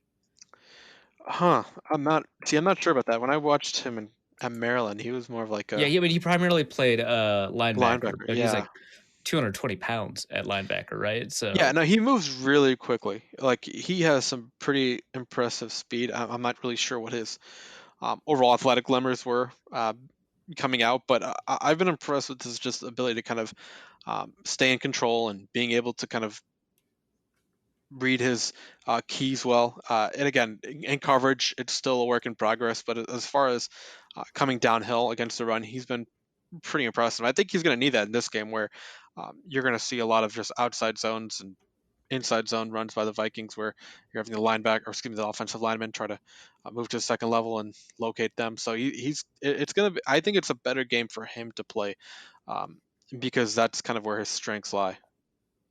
when you take a look at the Vikings run game, I mean, one of the things that's been sticking out to me is that Bradbury, who is, his improvement has been kind of up and down in pass protection, but in the run game, he's been doing a great job getting up to the second level and cutting off linebackers, and kind of beating them to the spot. Is that something that hey, you've got Jermaine Carter on the field, you've got some other quick linebackers and Thompson and Chin. Is that something you still feel comfortable in dealing with? Teams that have those fast run blocking centers, or does this present maybe a little bit of a matchup problem? Yeah, it's going to be interesting. I'm not really sure what to expect, because Carolina really, this was probably their first experience dealing with a team that's really heavily reliant on a Kubiak Shanahan style run game, where it's a lot of outside zones and offensive linemen climbing and finding linebackers. So I would say I'm concerned for sure, because again, this defense has had issues with just a lot of power concepts earlier in the year when they're against the run, but now dealing with a pretty unique scheme that's given many opponents issues throughout just the existence of it. I would probably be concerned, especially again with the linebacker. That's why I would hope that um, that Jermaine Carter would play, because you do have a little more upside with him to potentially be able to kind of use his strengths to um, find a ball carrier and quickly close downhill, as opposed to Whitehead, who's just going to take like 2 or 3 seconds to find where the running's going, and then he's already blocked off, and then Dalvin Cook is running 20, 30 yards down the field. Fair enough. So yeah, let's talk about this defensive back group. Obviously, Minnesota, I think, if they fall behind, they're going to be relying on the pure talent of their skill group. Adam Thielen, Justin Jefferson, and to some extent, I guess, Chad Beebe, all present, I think, kind of interesting matchups to defensive backs.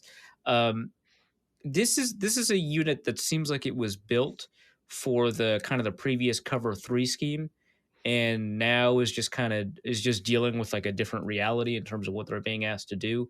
I think it's one of the reasons that there was so much investment there, with XFL standout Kenny Robinson, Notre Dame guy Troy Pride, and Stanley Thomas Oliver III in the 7th round. I guess he made the team, so good for him. But the story here, I think, is that Dante Jackson is interesting, and Rasul Douglas. To me, he's playing well. Am I weird? Is he playing well? Yeah, certainly to the level of expectation you would kind of put on him. Yes, he is playing well. Fair enough. Expectations adjusted. Rasul Douglas is playing all right. And then was it Corn Elder in the slot? Yeah, he's probably been their best player in the secondary right now. Mm-hmm. So you take a look at that matchup. You see Dante Jackson. You see Rasul Douglas. You see Corn Elder. And then the safeties are Trey Boston and Justin Burris, right? Trey Boston and Justin Burris. Yep. Yeah. So how do you look at that matchup and kind of break it down when you see Justin Jefferson's going off for however many yards a rookie receiver is not supposed to, and then Adam Thielen's just coming off of a 100-yard game? What are your concerns? What do you think the advantages are for Carolina? Yeah, it's going to be. It's definitely a concern. Jackson was inactive last week. He's had some injury issues here and there. I don't really know what to expect. Maybe if he practices tomorrow, I think that's a good sign.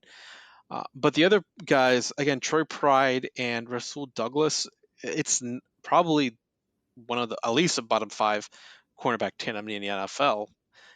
Douglas has been solid, especially against a few bigger wide receivers. He gave Mike Evans some issues here and there. I know Evans still had a touchdown and he played well for the most part. But against Allen Robinson, I was pretty impressed with how Rasul Douglas was able to play. And I think he just matches up well with guys who are kind of bigger, can get affect him at the line of scrimmage.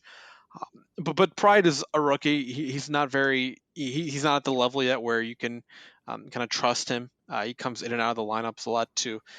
So if if Troy Pride is lined up against a Justin Jefferson or Adam Thielen, that's certainly an area where Minnesota should immediately target, because it's just uh, he's had his struggles. I mean, that's just trying to be fair with him. But Corn Elder, who I mentioned earlier, he's I liked him a lot coming out of Miami, and he didn't make the team, I believe, in 2019, last year.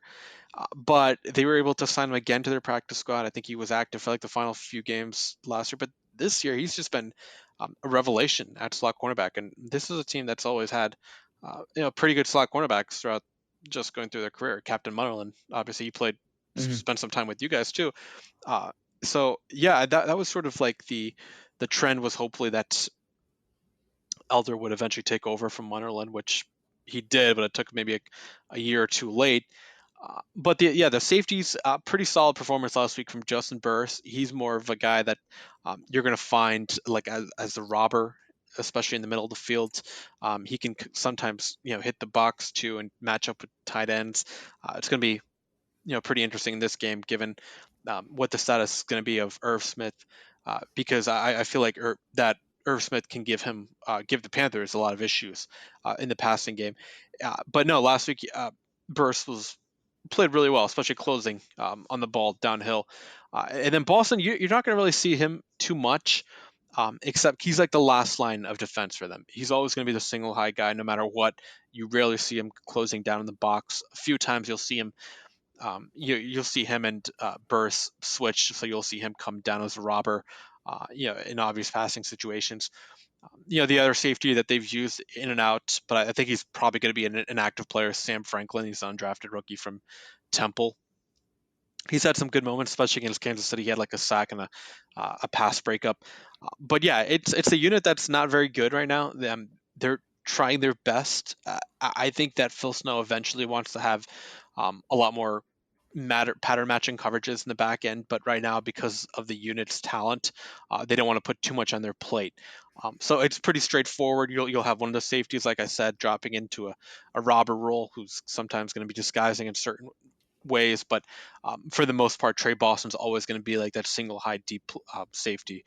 And if it comes down to a last line of defense between Trey Boston and Dalvin Cook in the middle of the field, then you can feel comfortable that Dalvin will beat him, because Boston is not a good open field tackler. He's really, really poor at that. His coverage skill set is pretty good, although he might have taken a step back this season, but against the run in a one-on-one situation as the last line of defense, it's not great for Carolina. So you guys have that to look forward to if it ever comes to that. Okay. You're just filled with optimism, man. Who goes off for 100 yards? Adam Thielen, Justin Jefferson, or Dalvin Cook? I would probably say Thielen in this type of game. Really? Carolina, yeah, they do a pretty solid job of limiting explosive plays. And the reason I say this because against Mike Evans, Evans was the guy um, that kind of had a better game between him and like a Chris Godwin and Antonio Brown. And don't get me wrong, Brady still threw to them here and there, but I think they do a lot of cloud coverages over the top. They don't want to give up too many explosive plays, and they sometimes get away with it, especially against Kansas City. Tyreek Mahomes missed Tyreek Hill for like a 50-yard touchdown. But I think a lot of what they do defensively is they try to do their best. I mean, they have their cornerbacks line 5 to 6 yards off the line of scrimmage. They want to protect the back end. And for me, when I watch Jefferson, I think a lot of what he does well is quickly separate off the line of scrimmage and get open like, within 2 to 3 seconds. I'm not saying he's Stephon Diggs, but I think that's sort of like the type of player that you potentially could get with him. But as far as Thielen is concerned, I just feel like he does a much better job in contested areas right now.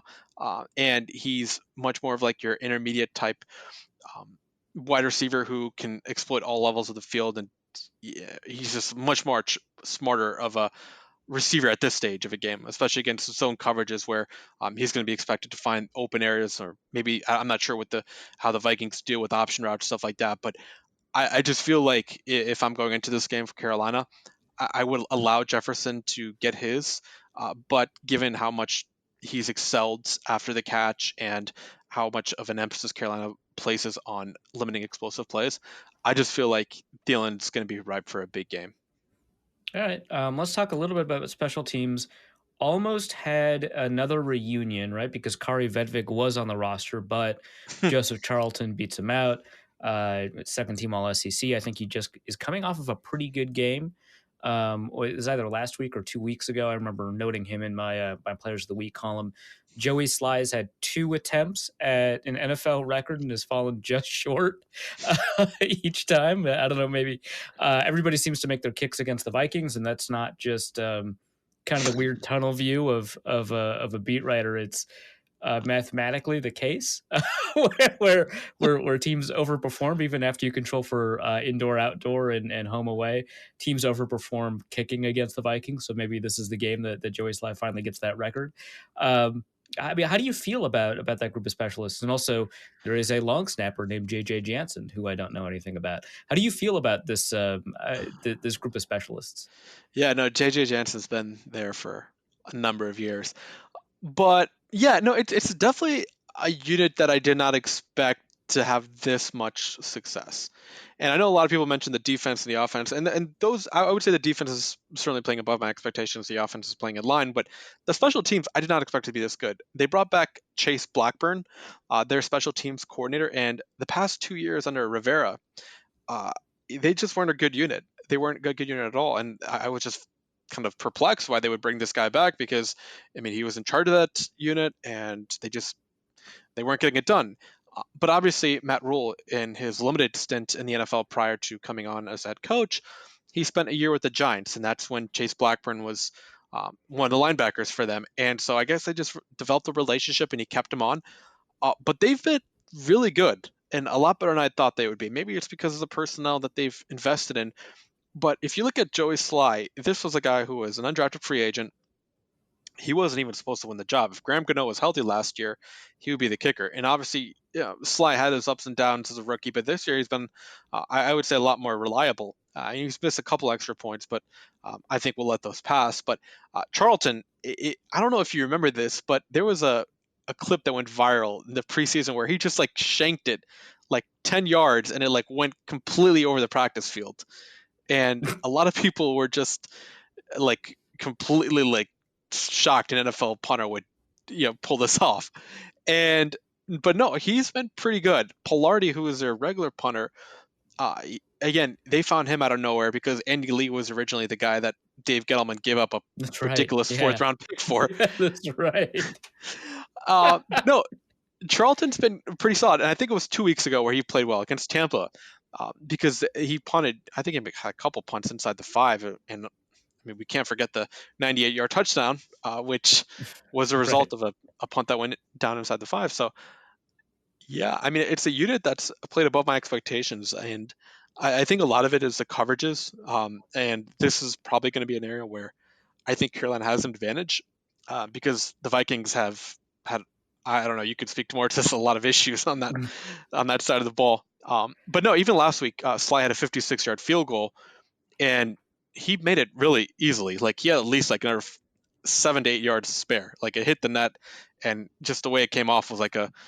I mean, if you're watching like a Tiger Woods drive, as soon as he like hits it, like he throws the driver down, and that's sort of like what Sly did too. Like as soon as the ball went out, he was already like shaking hands with his punter and his long snapper. So he's a pretty confident kicker. I mean, he has the legs, and sometimes he can miss a few gimmies, but no, it's certainly been a unit that I've been impressed with. Return wise, they've been okay. Farrell Cooper is more of a return guy throughout his career, but he's been fine. It's nothing spectacular, but coverage wise and punting and kicking, a lot better than I expected. All right, and then I'm going to ask you some questions just to kind of satisfy my own personal curiosities. This is a roster that has consistently been interested in the minor leagues that have developed, and so it's like perfect for my like weird brand where I care about the AAF and the XFL. So, if I remember correctly, they also had Brandon Green on the roster at some point, who played I think both in the AAF and the XFL.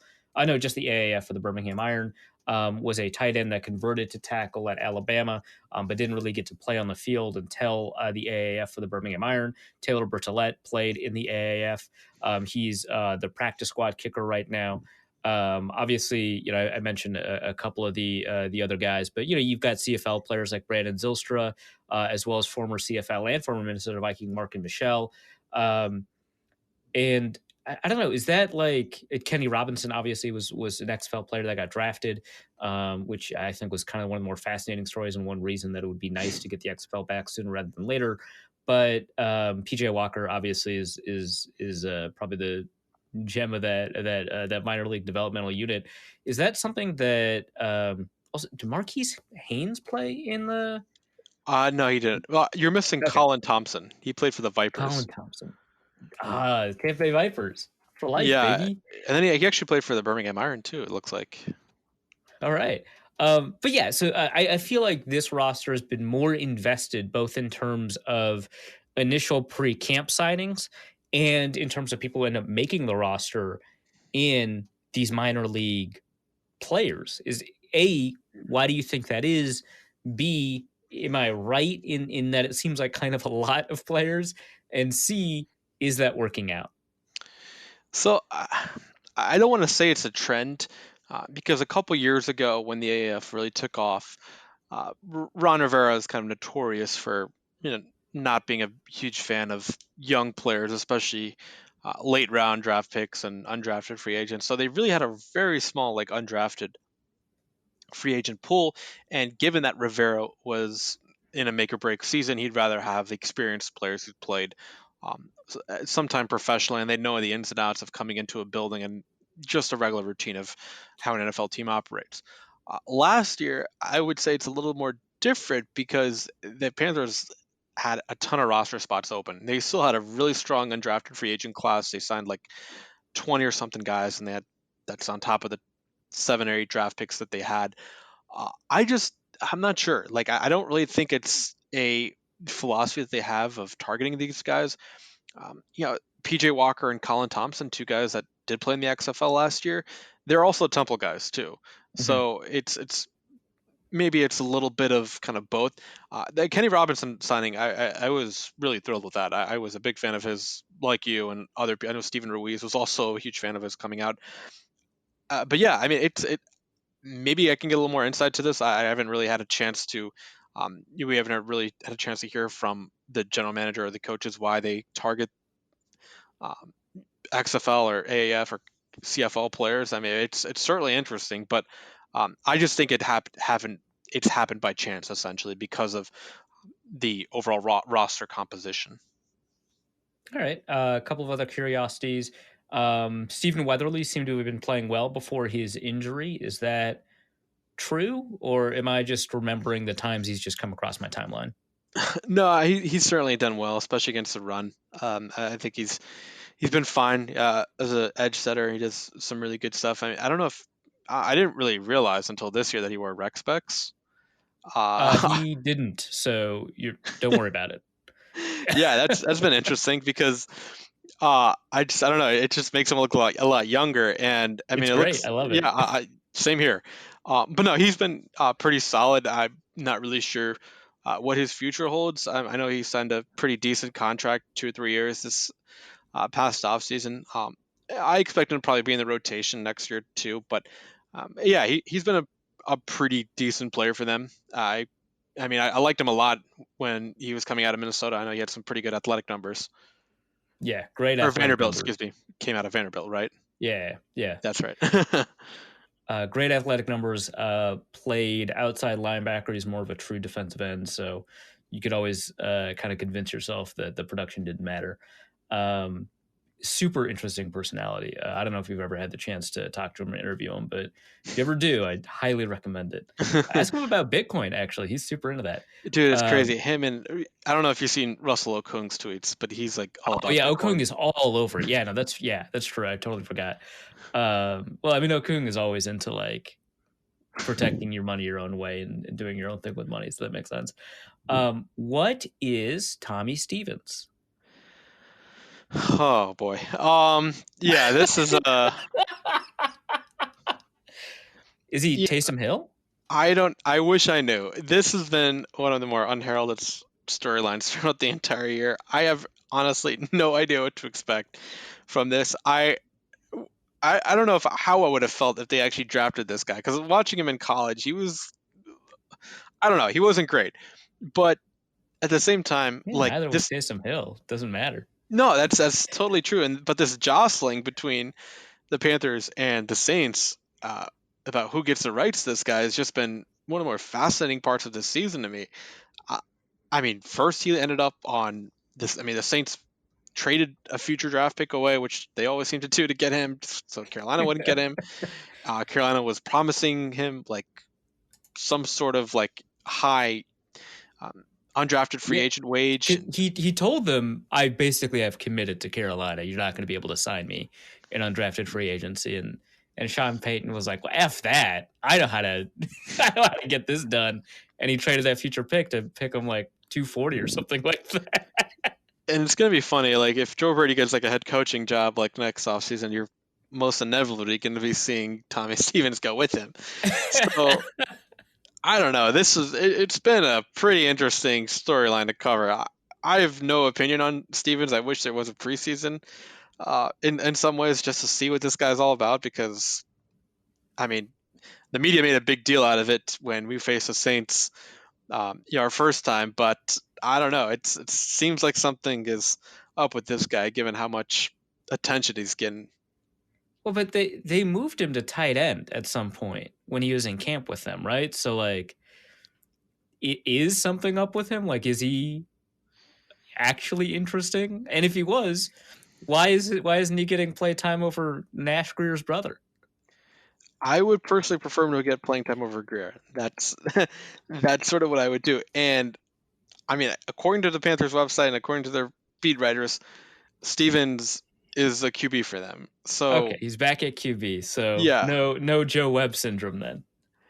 exactly. I mean, I think Joe Brady had a press conference last week where he was asked about them, and Brady essentially said that he wants to develop a quarterback and that Stevens wants to play quarterback, and that's that essentially. So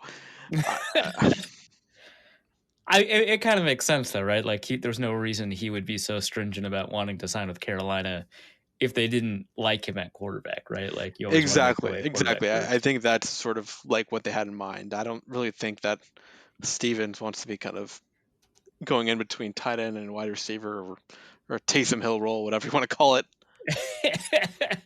So Carolina, in a very short span of time, has had a tight end at quarterback in Tommy Stevens. They've had a wide receiver at quarterback in Joe Webb. And, of course, a running back at quarterback in Cam Newton. Uh, so what do they feel about having a drop back passer in Teddy, man? That's got to be weird, right? Yeah, it's certainly been a new experience. And sorry, I just had to. no, it's cool. It's cool. I mean, I think Cam would probably qualify better as a tight end.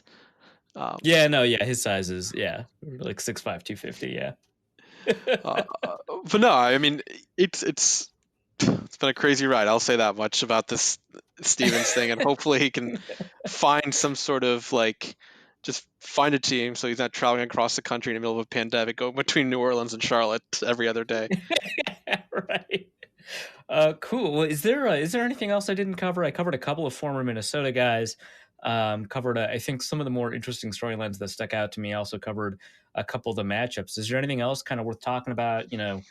Something about Phil Snow, Joe Brady, or something about a specialist or somebody I just missed. No, I mean it's going to be interesting to see how.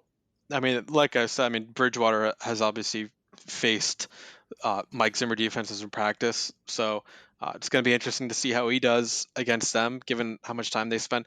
One of Bridgewater's best games came against New Orleans, and he spent a lot of time going against Dallas Allen defenses. So, there's a lot of coaching connections. Obviously, Joe Brady was coaching Justin Jefferson last year, so maybe there's something that he could tell the defensive coordinator and coaches to kind of keep an eye on. But I mean, it's going to be a pretty fun matchup. I think these teams are pretty evenly stacked.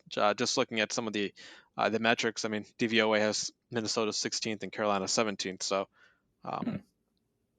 yeah, it's sure, yeah.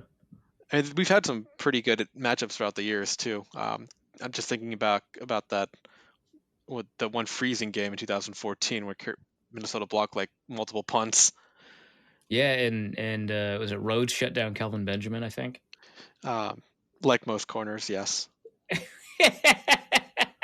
I think it was like the first game where you could be like, man. Well, I was never a fan of Kelvin Benjamin, and I thought his rookie year was fool's gold. Yeah.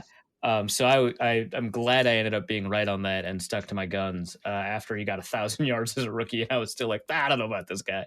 But I think that was maybe the first game where nationally people might have been ready to be like, you know what? I don't know. Right? Yeah, like he was doing well statistically anyway. He was doing well up until that point, right? He was. I would say a lot of his production came like in garbage time too. So it wasn't like he was, performing during the moments where he should be. But yeah, it was. Just looking back on it, I think a lot of people were just excited they finally had a receiver that to replace Steve Smith, maybe. But yeah, just the next season kind of threw that narrative behind. That's okay. You got Devin Funchess right after that, and that worked out. Yeah. Funchess had a great career. Cool. Well, let's get a game prediction from you, and maybe a narrative storyline that will emerge as a product of this game. That'd be kind of interesting. Obviously, aside from the Teddy Bridgewater one, what do you think? Who wins by how much? So the line I'm looking at has Minnesota favored 4.5. I think that's pretty fair. Aggressive. Yeah, I don't know. I'm just so used to this team disappointing. 4.5. Wow. That's what Bet Online is showing, but who knows? Maybe it kind of changes as the week goes, especially as Bridgewater's health gets, and McCaffrey for that matter, as their health gets kind of clarified. But for me, yeah, if it's like between 4.5, I would probably take Carolina to cover. I think they can. Teddy Bridgewater is a big favorite among professional gamblers because his record against the spread is remarkable. It's wild. I thought that was a Zimmer thing, but he's been able to do it in Carolina and in New Orleans. He's spread water, man. Yeah, essentially. I mean, but with that said, I think that Minnesota squeaks out a victory. I would say probably something along the lines of 23-20. I think that Carolina is going to have a lot of issues stopping Dalvin Cook. Just a run game in general. I don't really think they're suited well for this. Their defensive line is not the most athletic outside of Burns, and Gross Matos is still learning the position. But they're the guys that are going to be asked to move laterally, the defensive tackles.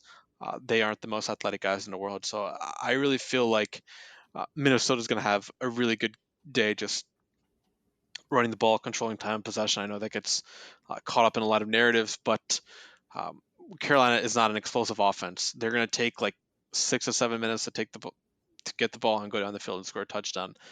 Their results in the red zone have been better than I thought they would be, but still, it's an offense that is not going to create a ton of big plays. So for me, I think that this is a pretty good spot for the Vikings to take advantage of, and I think it's going to be a close game, like I said, but Minnesota squeaks it out 23-20. All right, who is Carolina drafting in 2021? Oh, that's a good question. I would probably say they have to. I wouldn't want a linebacker in the first round. I mean, that sounds very Carolina if they it did does. that. I was just thinking the guy from Penn State would probably be someone they had their eye on. But no, I think that they should probably look towards a cornerback. There was a lot of talk leading up to this past draft that C.J. Henderson was going to be a possibility. And I think they probably would have taken him if Derek Brown wasn't available. I know a lot of people wanted Isaiah Simmons, but I think C.J. Henderson was probably the alternative there. So yeah, I think cornerback is definitely a group that's going to get addressed either in free agency with a lot of money or early in the draft. Some pretty interesting names at cornerback. There's Patrick Surtain 2 for people who want to feel old. There's Caleb Farley, who he's not playing this year. Like I know he opted out. I don't remember if he opted back in. You've got another Ohio State corner, I'm sure, and I think a South Carolina corner, J.C. Horn. I've heard good things about all of these dudes, so this is like not a bad draft to grab a corner. It seems like. Yeah, I just read actually J.R. Reed's fellow Vikings fans. I think he's still a Vikings fan. He does a great job Yeah. covering the draft. He wrote a really nice profile on Horn, and given his local proximity, I think that's just like a natural, fit for them. I haven't really watched him myself, and a lot of this comes down to athletic testing. You don't want a guy running like a 7.33 cone and disqualifying himself. But no, you don't yeah, want a tease table or anything like that. exactly. I was thinking about one of these guys that the Lions have drafted, given how unathletic their defense is. And I totally forgot about another junior, Asante Samuel Jr. Oof, interesting draft class. Yeah, it's hopefully there's. I don't even know if there'll be a combine or not, but yeah, I mean, especially bringing up Cameron Dantzler's like fake 40 time or whatever it was, 3 cone. I guess he's fast, man. Yeah, those are one of the downsides of having, being in the middle of a pandemic during draft season. Yeah, it seems like. Hey, man, thanks so much for coming on. Where can people find your work? Yeah, so you can follow me on Twitter at BillyM_91. You can subscribe to our podcast. It's The Roar on Blue Wire if you want to listen to any Panthers coverage there. And you can also find, I'm not writing as much, but I'm still contributing a few, especially in the offseason, to Cat Scratch Reader. You can find that at catscratchreader.com. All right, let's go to the mailbag. And the first question is from Matt. Matt says, I was noticing a graphic they put up with about 5 to 6 minutes left in the fourth quarter saying Kirk Cousins had a 158.3 QBR at that point. After confirming that was technically a perfect game being played by Cousins, I started thinking about what he'd done up to that point. Yes, he'd made some excellent throws, and the receivers had made some excellent catches, but it feels like he dumps it off for a short completion at the expense of trying to make a meaningful, longer gain too often. It didn't feel like a perfect game to me. It makes me question how good a metric QBR is, recognizing that it is an incredibly hard stat to create for a quarterback metric that takes down, distance, and how important the throw is in that moment into account. Am I being too hard on Kirk, or did he play a mostly perfect game? Or are the short dump-offs more of a scheme thing and I'm just misunderstanding what's going on? I don't know what it is about Kirk Cousins, but he always seems to give the impression that he doesn't throw it deep when he does.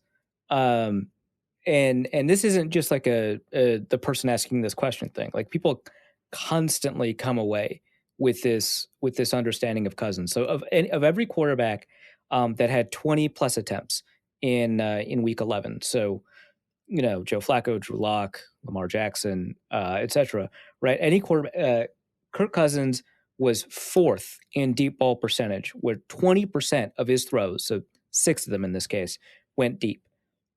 I mean, and he led the league this week in deep passing yardage with 137 yards. He threw it deep, right? He led the league in passer rating on deep throws at 149.3, minimum 5 attempts.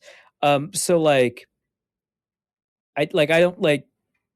I understand where this is coming from because everybody seems to have this take, but he had a fairly deep depth of target this week. Like I said, he had like 20% of his throws went 20 yards or further down the field. I'm taking a look at average depth of target for week 11, and he ranked 7th. Or I should say 6th because Ryan Finley only had 10 attempts. So he ranked 6th in average depth of target. He threw it deep. He was aggressive. He was willing to challenge tight windows, and he did so, and it usually paid off. He was able to get, deep yardage to Justin Jefferson and to Adam Thielen. Adam Thielen right now is like 6th or something in the league in 15 plus yard targets. Whatever it is about Cousins, it like erases everybody's collective memory about his ability and capacity to throw deep. It wasn't just dump offs. It wasn't like a bunch of yards after the catch that were padding his stats or anything like that. I'm going to take a quick look at percentage of yards coming after the catch. It's going to take me a while, so I'm going to talk about something else when I do it. But real quick about passer rating. Well, I do think, and so I don't want to use the phrase QBR. Passer rating is probably the best way to put it because there's an ESPN metric called QBR that is much better. And so some of the things that you mentioned, making sure that we account for down and distance and accounting for, let's say, the amount of yards that come after the catch, and crediting the quarterback for only like a limited amount of those. Those are accounted for in ESPN's total QBR. It's essentially a modified expected points added and modified completion percentage over expected based off of like depth of target and so forth, that discounts things like garbage time and discounts things like a certain percentage of the yards that come after the catch. So there are other metrics that are a little bit better at it. I think EPA is probably what you're looking for. And it used to be actually really difficult to get expected points. But now if you go to RBSDM, which stands for running backs don't matter, because of course it does, you can look up any box score to any game and see kind of, what the expected points added per attempt or for each quarterback is. And you can also see over any particular week or any set of weeks or any year, what the total expected points for quarterbacks are. Anyway, I just found out Kirk Cousins' yards after catch percentage. It was 43% this week in week 11, which ranks 14th of 30 quarterbacks. So dead center. So he didn't benefit from having more yards after the catch than any other quarterback. It was a fairly typical good quarterback performance. And again, I don't know what to tell you because I totally understand why this comes up all the time. But he did a really great, phenomenal job. And if you just put a cut up, I think, of his deep throws or put a cut up of the throws that weren't throwaways, I think you'd be pretty impressed. I think so. In this game, he ends up with 0.14 expected points per play. I don't know if they count the fumbles that occur on receivers on him. Obviously, he gets charged negatively for his fumble. So And I don't think a ton of people hold his fumble against him, given that it should have been a penalty and it was kind of essentially a free rusher. And yeah, you want him to hold on to the ball, but of all the fumbles Kirk Cousins has taken this year, I mean, like that's probably the most understandable one, or just even in general, right? Because like Kirk Cousins has like a fumbling issue. But yeah, so if I take a look at expected points added per play, Cousins ranks 9th in the NFL. And for just week 11, if I take a look at expected points added per play, and again, this is at rbsdon'tmatter.com or rbsdm. His expected points added per play is 6th, and when you combine it with completion percentage over expected, which takes a look at like depth of target, it's 3rd.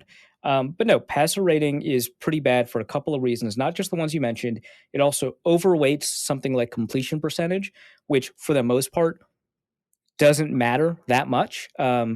If you're within the range of normal quarterback completion percentage, which is about 55 to 75%, it does not matter if we know what your yards per attempt is. And so within that range, a higher yards per attempt just means way more than a higher completion rate. But passer rating definitely cares about completion rate. And so it overweights that. And so if you throw a bunch of 0-yard completions, that is way better than throwing a bunch of incompletions, like substantially better. And that is very weird. Passer rating also overweights interceptions. Interceptions, I think, are more meaningful than people tend to give it credit for. They're about twice as bad as a touchdown is good. But even within that framework, passer rating overweights those. Now we've got tools to evaluate things like down and distance. So just talk about that. But it underweights as a result yards per attempt and to some degree touchdowns.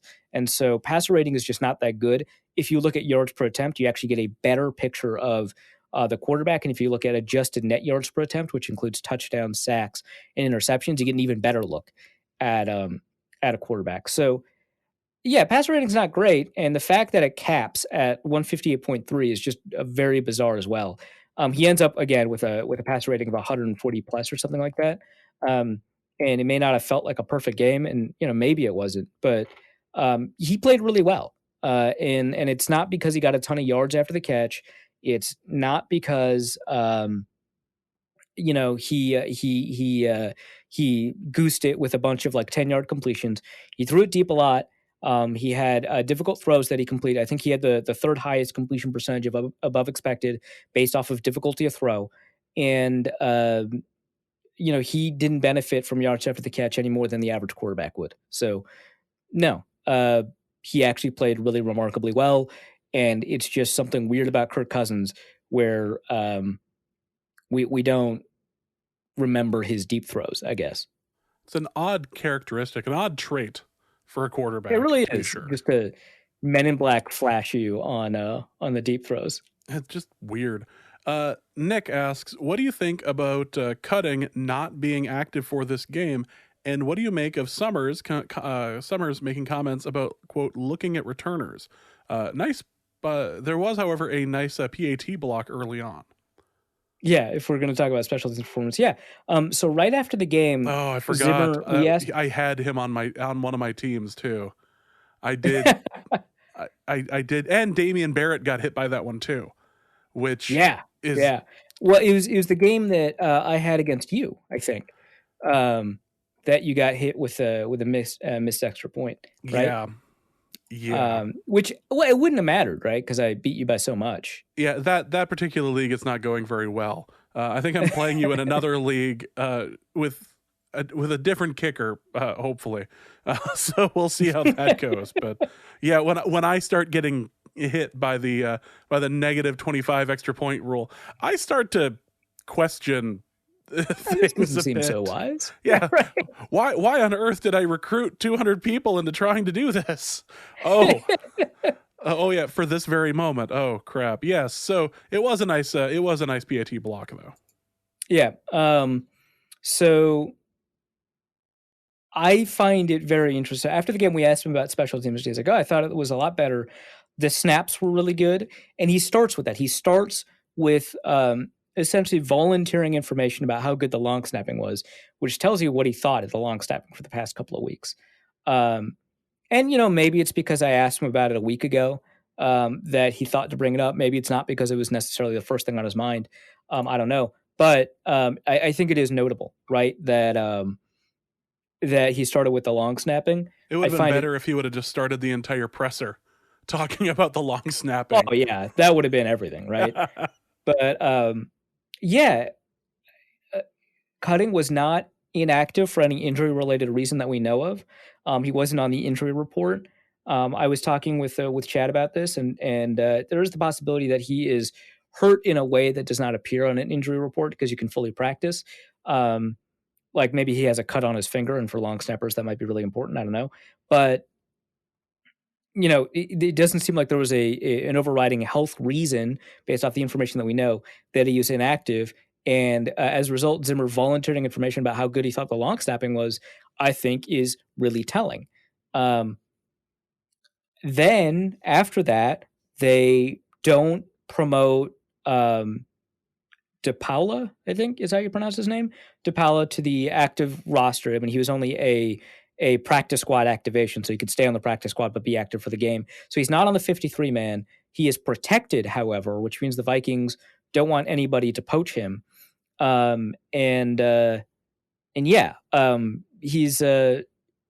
might be active for the next game. I don't know. Maybe they want more than one game of evaluation from this guy, but I think Austin Cutting's job is in serious jeopardy, which is just like,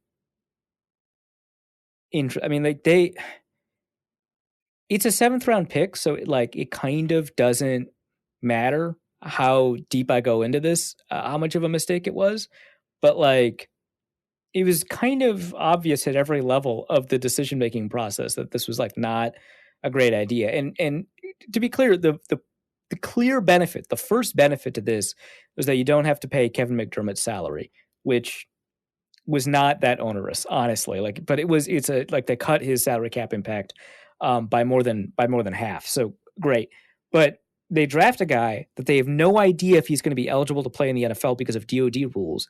We find out way late into the process that the DoD is going to change the rules again, like the 3rd or 4th time, and allow him to play.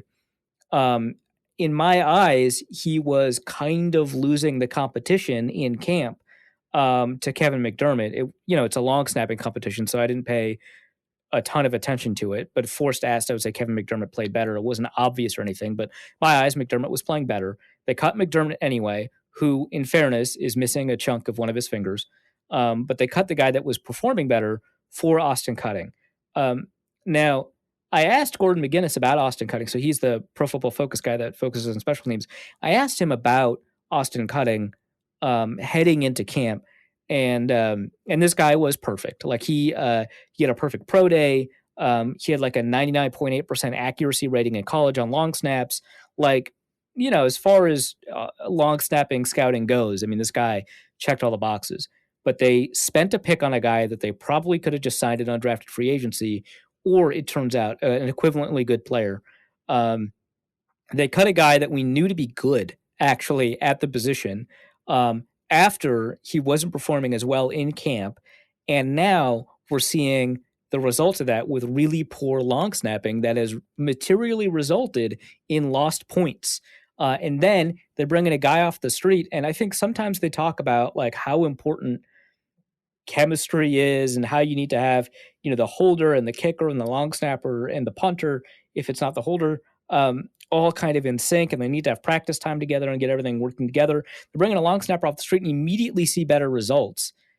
Damn, man, it's just a 7th round pick, but it's a 7th round pick where the decision resulted in lost points, in bad field position too. I remember Britton Colquitt saved at least one bad snap as a punter in order to punt it. And so Jesus, you just you spent a pick to make the team worse in a situation where you could have anticipated or stopped it at any point along the ride. I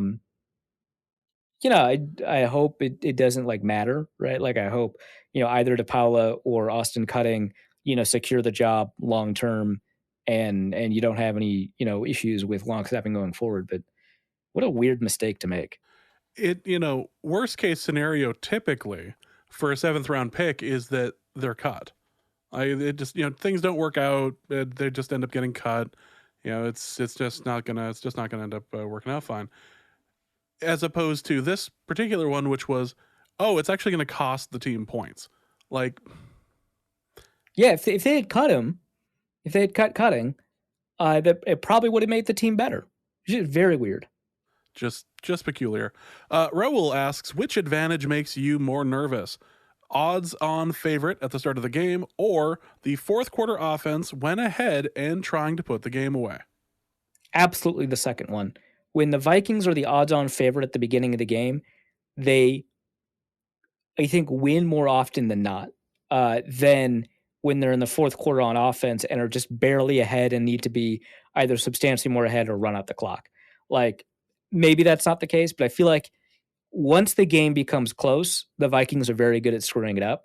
But if they're the favorite at the beginning of the game, they can create a large enough lead that for the most part, they don't happen to blow it. The Vikings win the vast majority of the games that they're favored in. It just so happens that there's a couple of notable examples going the other way. This is one of them. But when they've got a lead and are trying to put the game away, it just feels like it's going to fall apart. I don't know how many times I've tweeted that the Vikings are losing up to. Like, it's just, first of all, it's just a fun thing to tweet. But I think it captures our feelings, right? That the Vikings can't put games away if they haven't already put them away. If they're in a close game, they're going to find some way to screw it up, like against Seattle or against Dallas or whatever. Like, Jesus, man. Not just not right. Anton asks, is there any data on team-to-team transmission with COVID-19? And would that have to include the up to 14 days of trailing? I'm willing to bet that if there is any data on this sort of thing, the NFL has this locked in some sort of a vault with like the original Ray Rice tape or something. So I think the evidence suggests that there is no proof or anything that points to team-to-team transmission, as far as I know. I could be wrong, but I don't think that there is any evidence that we know of team-to-team transmission with COVID-19, which means that there has not been, another way to put it, game day transmission. Again, as far as we know, we don't know every player that tested positive. We don't know where players, if they do test positive, where they got it from. But for the most part, it does seem like there is not a ton of evidence of game day or team-to-team transmission of COVID-19. The second part of the question, would that include 14 days of trailing, which I assume is 14 days of contact tracing? I do not think so, just because when you're testing every day, you get the test you get a positive, I guess a day later, but essentially as soon as it becomes detectable. And when it becomes detectable, there's a very short period of time before that where it might have been potentially contagious. Now, obviously, we get the test a day later, so whatever that period of time is, extended by a day. But for the most part, there is not a ton of time, as far as I know, where a player who tests positive has the capability of transmitting it to somebody else. If they test positive on a Monday and they play it on Sunday, that obviously would include that time. What's interesting is that you also have on Sundays point of care tests that return results right away. They are less accurate, but the way they are less accurate typically is that they are much more likely to produce a false positive, i.e. to tell you that you have it when you don't, than a false negative, i.e. to tell you that you don't have it when you do. They are actually pretty good at being accurate when you get a negative result. It's really the other way around, the positive result, that they're not necessarily as accurate. And then sometimes you do get game day false positives that are never reported because they test again. So for the most part, there's not a ton of opportunity for transmission within that 14-day period that we're typically asked to pay attention to as members of the public. But this is all caveated with, this is what I've learned based off of my exposure to the data. I'm not studying this very deep. And of course, I'll put something in the show notes that might explore this a little bit deeper. But for the most part, no, I don't think you have to do 14 days of contact tracing just because of the specific protocols that in testing periods and stages that NFL players are going through. It's not like the NFL has had a situation like like baseball did during the World Series, where partway through the game, they pull a guy because of a COVID test, and then he comes out and celebrates with them, and then ends up giving the whole team COVID. Which, I cannot. I don't want to think about that. That was so infuriating. Yeah, that was up there this year with, I can't remember which football game I was watching. There was a college football game, but the crowd rushed the field afterwards, and you just wanted to scream no. Like, what are you like? What is security? Notre Dame, I think, was it? Maybe it was the Notre Dame game, but yeah, everybody goes out onto the field. It's like, you idiots. Like, I don't. Just. That was one of my, like, oh, James is getting old. Like, oh yeah, get the hell off the field, that sort of thing.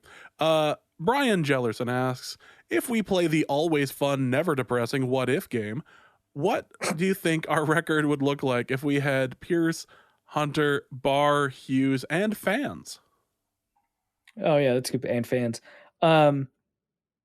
So I think the assumption I'm going to roll with is that the players that you get back are not going to have moments where they're worse than the players they replace, which is to say that you would get either the baseline level of performance that you get from those players or something better. And that is not a very safe assumption, right? Because you want to play the better player.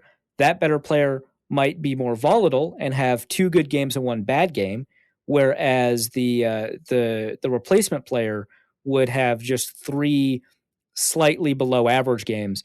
And so you win those 2 games that you otherwise would have lost, but you'll lose the game that you otherwise would have won if you had just been able to replace the bad game with the below average game. So this is not a fair assumption to make, but it feels like the answer would be that because the Vikings have been in a number of close games, been in a number of situations where essentially luck of the draw, roll of the dice would change things.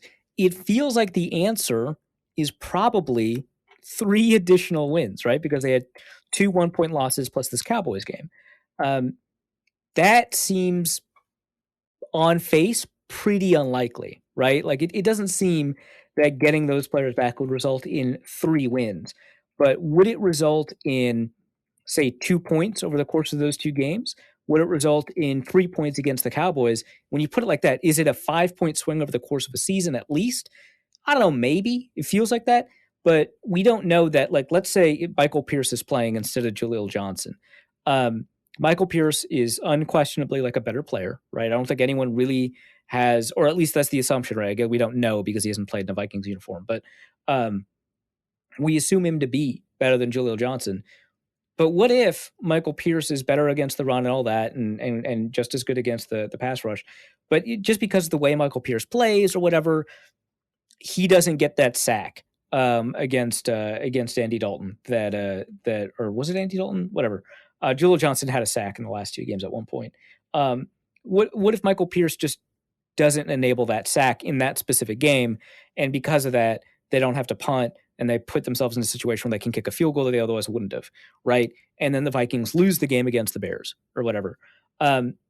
That's the other part of that, is that if we say we'll take the baseline and just improve it a little bit, yeah, it's so easy to see the Vikings getting an extra win against the Titans, an extra win against the Seahawks, and maybe this win against the Cowboys, maybe, right? It's so easy to see that. But man, when you say it out loud that the Vikings might be 3 wins better, it doesn't seem like a 7 and 3 team, right? Like, that's dumb. Like, there's no way that the difference is Michael Pierce and Danielle Hunter and Anthony Barr. Maybe it is. I mean, Anthony Barr and Danielle Hunter are really great players, and especially obviously Danielle Hunter, and Michael Pierce is a really good player, right? Like, maybe. And you add 3 really good players plus additional home field advantage in the form of fans, and Aaron Rodgers doesn't get to treat it like, you know, it's his home field or whatever. Maybe, right? But it does feel like I can't give any other answer except 3 wins. 2020 is weird, man. Yeah, just weird. Next question is going to be from Paul, who asks, follow up to last week's question, What paths are available to the Vikings for a playoff run? Which teams need to lose? I assume they can't lose more than one more game. I think that part is accurate. I don't think they can lose more than one more game, but I think they can lose one more game, and you hope it's not the next one, right? But Sam Ekstrom detailed this out in a tweet from yesterday, so I'll just read it out and I'll link it in the show notes. So it comes down to catching Arizona for the 7th seed to get into 8th place. The Vikings could, in theory, control their own destiny if they go undefeated. You want to cheer against Arizona typically, and you could cheer against the Rams, but they've got a lead in conference record tiebreaker. Arizona's lead is only one game. Much better chance to beat Arizona in a tiebreaker than Los Angeles. But the most realistic path might be 5-1. So if they go 5-1 and they beat Chicago, and the losses to the Bucks or the Saints, they finished 9-7 overall with a 7-5 conference record. And the reason the loss has to be to those teams, I think, has to do with record in common games. So Bears lose to Minnesota and an additional game. That has to be part of this path. So the Vikings finish 5-1. The Bears finish probably 4-2 or worse. And they play the Packers twice going forward. So that's certainly possible. And we don't see the Lions, the 49ers, or the Panthers win every single game from here on out. Now, the Panthers would be a given, right? Because that's part of the 5-1. But the Lions and the 49ers, wait, did the Vikings play the Lions, or have they played them twice? No, they play the Lions. Yeah, right? they still have one more with Detroit, Yeah. in Detroit. Yeah. So the Lions and the Panthers can't win out in this scenario either, again, because the losses to the Bucks or the Saints. And the 49ers are probably not going to win out, but you need to make sure that they don't win out. If they go 5-1, the Cardinals need to finish 3-3. The Vikings would be guaranteed to win either the conference record tiebreaker or the common games tiebreaker if it came to a 3-3 finish for the Cardinals. Here it is. Vikings still control their own destiny to get to 8th place, not 7th. So Vikings need Arizona to lose just so that they can make an undefeated run at 7th, or they need Arizona to lose a couple of times to make a 5-1 run to the 7th seed. So they don't control their own destiny to get to 7. They control their own destiny to get into 8th. That's it. I read his tweet wrong. But the rest of that is still true. Cheer against Arizona. You can take one loss. I don't think you can take two. If you take two losses, say it's to the Bears and to the Bucks, right? So you have to worry about the Bears potentially. You need the Bears to lose additional games beyond that. So probably both Packers games. You need the Cardinals to probably finish with 1 or 2 wins instead of 3. And it becomes very difficult. And at some point, some other team might kind of spoil it if the Vikings go 4-2. But it is possible to go 4-2 and make the playoffs. It just seems very unlikely. If you go undefeated, Arizona still needs to lose at least one. If you go once defeated, you want to hope it's to the Bucks or the Saints, because they are not common games against the Cardinals, and the Cardinals will still need to lose. So it's tough. I feel like every year when we go through the playoff scenarios, it does feel like that scene in basketball where I just want to say, everybody got that? Yes. Good. I just wanted to make sure that everyone is clear on all of the steps this takes. Duke's Code asks, does Jared Allen deserve to be a first ballot Hall of Famer, and will he get it now that he's a semifinalist? This is a topic that we bring up more often than most now that I'm thinking about it, and we have covered it a bit in the past, but you do have some stuff that's at least written that we can point to. Yeah, when Jared Allen retired, I wrote a piece over the Daily Norseman, my brief return there, titled "Jared Allen was great and possibly even better than you remember." I mean, he finished with 136 sacks. That's 9th on the sack list. Now, obviously, the sack list only goes back to 1982. Still, that is a pretty good place to finish. The thing is, if you go all the way back and you update it to include the sacks manually counted by John Turney, who runs Pro Football Journal, and went back all the way, I think, to 1960 to count sacks individually.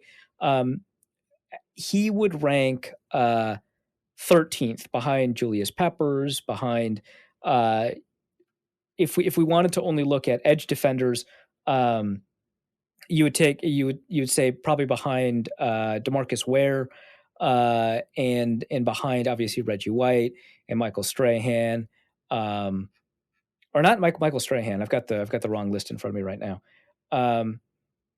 Maybe Michael Strahan. I don't remember. I'll take a quick look at the sack list. But he finishes after you adjust for position, difficulty of getting sacks, year. I adjust for all kinds of things. I do a bunch of adjustments for era. I do a bunch of adjustments where I take a look at, well, what if we wait peak seasons more? Because if you get 100 sacks by playing for 20 years and get 5 sacks a year, that does not seem Hall of Fame worthy to me. You want to have good peak years. So what if you overweight peak years? So I do that. What if you double weight peak years? I do that. What if you only took a look at the 6 best years? I do that. There's no question that Jared Allen is a Hall of Famer, I think. And what was really interesting is when he retired, there was a question posed by not a ton of outlets, but a couple of outlets about whether or not he's a borderline Hall of Famer. And I think that that's ridiculous. He is clearly a Hall of Famer. Now, is there a special value to being a first ballot Hall of Famer? And typically speaking, it seems like there is. We do not typically reserve it for like non, elite players that are not considered to be among the best of their position. And he is behind a. It is the sort of thing where you look at it and go, we just look at the name and go, yes, absolutely belongs. Exactly, yeah. There's not a question, as opposed to like, there's a Rams receiver that's the semifinalist again this year, where you just go, I mean, you could. No, there's a definitive yes. Calvin Johnson, yes. You look at Peyton Manning this year, yes. You look at Jared Allen, probably. It's just like you have that like official moment.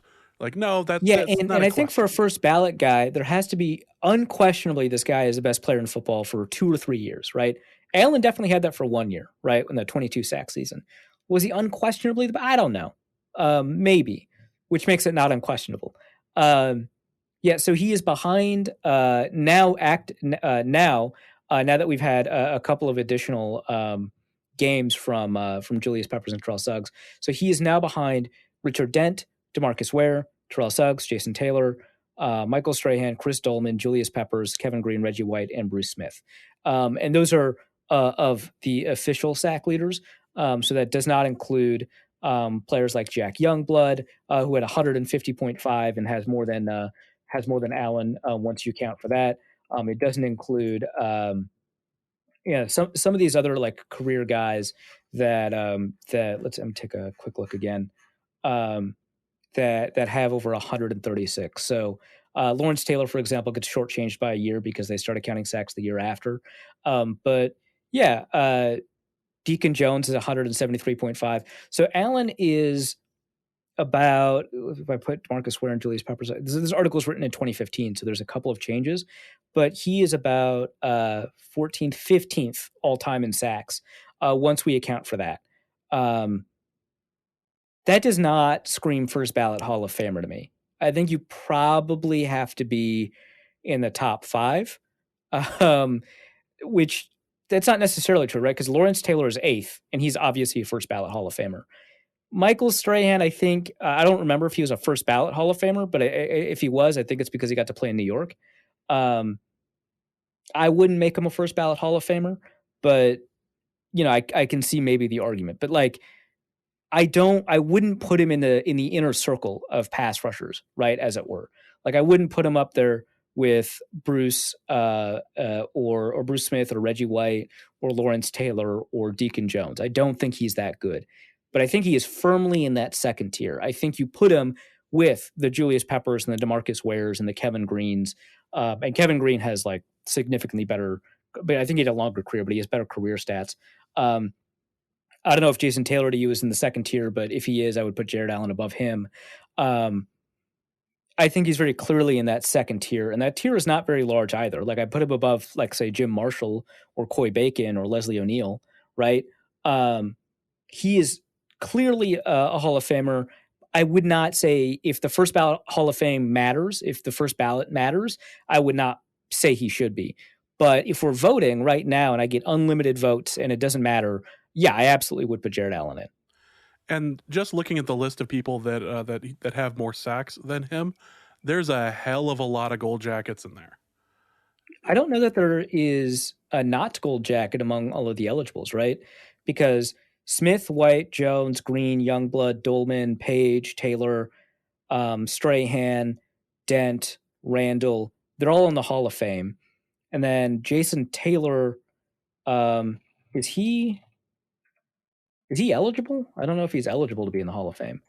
Or if his first year of eligibility was 2017.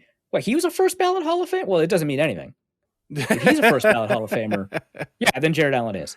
If it was supposed to mean something, then he wouldn't be. How forgettable is that he was a first ballot Hall of it just kind of goes to show that whether or not it actually like means something there.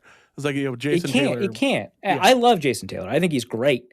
And he was underrated for a good chunk of his career.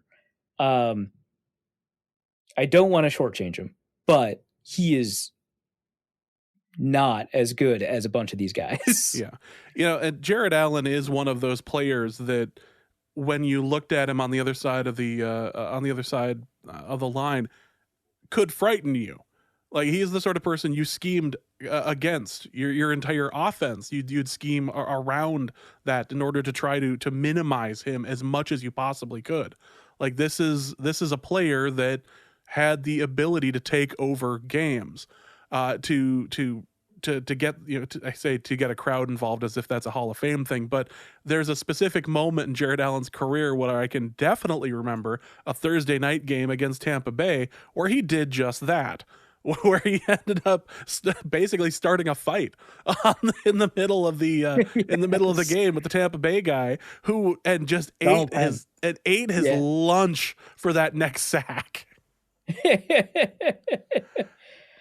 There's so many great Jared Allen moments in purple, and yes, I would definitely put him in the Hall of Fame. I likely be a first ballot.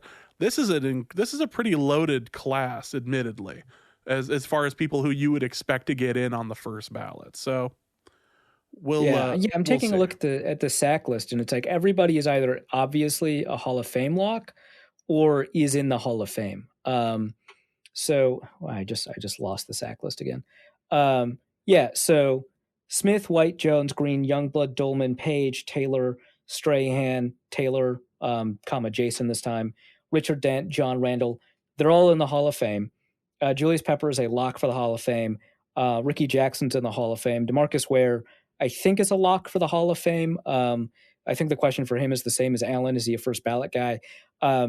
Eller's in the Hall of Fame. Claude Humphrey's in the Hall of Fame. And then you get around to like 20th in the list when you get around 130 sacks is when it becomes questionable. So Coy Bacon and Al Baker are not in the Hall of Fame. Leslie O'Neal's not in the Hall of Fame. Jim Marshall's not in the Hall of Fame. Derek Thomas is. Cedric Hardman is not. Simeon Rice is not. Clyde Simmons is not. And then there's a couple of guys that's Randy White is, but he's a defensive tackle, so it's a little bit different. Andy Robustelli is. We're missing a couple of sacks for his career because it started out pretty before John Turney started counting. Elvin Bethea is. Charles Haley is at 100.5 sacks. Andre Tippett is in the Hall of Fame at about 100 sacks. And then after that, the only guys below 100 sacks are guys that played on the interior. So people like Warren Sapp or Bob Lilly with 90 plus sacks. But everybody over 135 sacks is either in the Hall of Fame or a lock to be in the Hall of Fame. So no question there. But it is a pretty hard drop off around 130. All right, next question is from Ryan, who says, follow up to James's passive-aggressive corner. For those who listened to the last episode, Ryan has decided that what he's going to start doing, or what he's already been doing, is when his significant other makes something, he will, after a short period of time, remake it the way that he likes it, and is hoping that she doesn't notice. And he's been doing this Well, it sounded like he was doing it accidentally for a second and then noticed, but then has continued since noticing. Yep, accidentally. He noticed it. He was accidentally doing it and then realized it and then is trying to make a game of it. I told him this is you're playing with fire here, kid. So he says, follow up for James's passive aggressive corner. As an update, it really steered, really went in a different direction this week. Asked my girlfriend to make boxed mac and cheese to go with some barbecue. Later this week, I'm doing homemade mac and cheese bites for a Thanksgiving side. I feel like I'm doing a good mix of straight remake versus inspiration to keep the game a mystery, but maybe flying a bit too close to the sun if I lean further in. So my take here, and I know this is for James's passive aggressiveness corner because he's consistently had better passive aggressiveness take, although I think I nailed it last week. My take here is it's boxed mac and cheese. So it's low effort. It doesn't really count as someone making it, I think, for the purposes of like one-upping them. Like if Chelsea made boxed mac and cheese today, right? And then tomorrow I made homemade, put it in the oven, make a bechamel, mac and cheese. I don't think it would cross our minds that these would be in the same category. And I would be trying to, because it's not even really like her preparation. I mean, she's following the instructions on the box. Like if she does a couple of things like add green onions here, put in a little bit of like chili paste or whatever in there, and that tastes like good, right? But fundamentally, the ingredients and the directions are not a recipe that involve a ton of effort. So I don't think that this counts. I think you're stretching to get it, but I also think that this is hilarious and I love it. If she had made mac and cheese, from scratch, and then a couple of days later you made homemade mac and cheese bites, this would be a very interesting discussion. But I think with the box stuff, it's not really quite the same thing. Yeah, my question is whether or not you are also using the box, because that makes a difference in what you're doing. He says homemade mac and cheese bites, so I assume. Well, if he's doing that, then I am going to say this doesn't count. This is a stretch. You gave her a short field, and then you put yourself in a position to with the easy ability to just dunk on her. Like that doesn't count. You're just being an ass at that point. Yeah, if I made boxed mac and cheese today and Chelsea made homemade mac and cheese tomorrow, and she said, "Man, this is way better than the mac and cheese you made yesterday," I would be like, "That's kind of a weird thing to say. Why are you saying that?" But I wouldn't be like offended. Like, yeah, I agree. Like, no, Arif would have one of those moments like Hank in Breaking Bad when he realizes who Heisenberg is, and he's just sitting there like, wait a second, every other day I've made something and then you've made a different version of it and it's been so much better. Oh my god, this is exactly how this, you bad. Yeah, it'd be something like that, which ends in a screaming match at over a bowl of guacamole. But this is a stretch at best. Again, I want to stress this to our listeners. If you are asking me for relationship advice, you're probably already on your way out. So really, don't take any advice I give on relationships, except for this particular one, which you're not flying too close to the sun. You're just forcing the issue here. Don't. We have to call you out on this one. Yeah. However, Arif really enjoyed your plan last week, so. He just wants you to keep ignoring the whole Icarus parallels here. Adam Bryant asks, how Gallagher did McCarthy go? Did he get the outfit and a fake mustache? Did he bring out a tarp to cover the first row of players? Did he tell a few jokes beforehand? I mean, there's no way he just smashed a watermelon, right? Like he had to do something. Right? I want to believe. And I want to believe desperately that what McCarthy did after the victory over the Vikings, and he'd clearly been planning this because according to tweets I had read today, they brought in the watermelons from Dallas. Like he'd been waiting for this. He had this idea planted. To the hotel ballroom. Yeah. He had this thought that this was something that they were going to do. Listen, this is so funny. Can I read the... Yes. McCarthy gathered a squad in the team's hotel's ballroom Saturday night and apologized for not adequately emphasizing the importance of the team's objectives for the week before turning to the most important goal. Hammer the ball out of the hands of Vikings running back Dalvin Cook, which mission accomplished. McCarthy then grabbed a sledgehammer, not a prop, but a legitimate commercial-grade sledgehammer, and had staffers roll in watermelons decorated with individual objectives for the game. Plural. Watermelons, plural. On cue, McCarthy wielded the sledgehammer, announced the objective, and smashed the watermelon, and he continued down the line, much to the delight of his players, soaking his own pants with watermelon juice before arriving to a fruit adorned with Cook's picture, the NFL's leading rusher entering Week 11. It's got Dalvin Cook's face on it. That's a little weird. I mean, it's not as weird as some of the things that Gallagher would put on the actual watermelons themselves when he'd be smashing them. So for me, that actually is just commitment to the bit. Okay.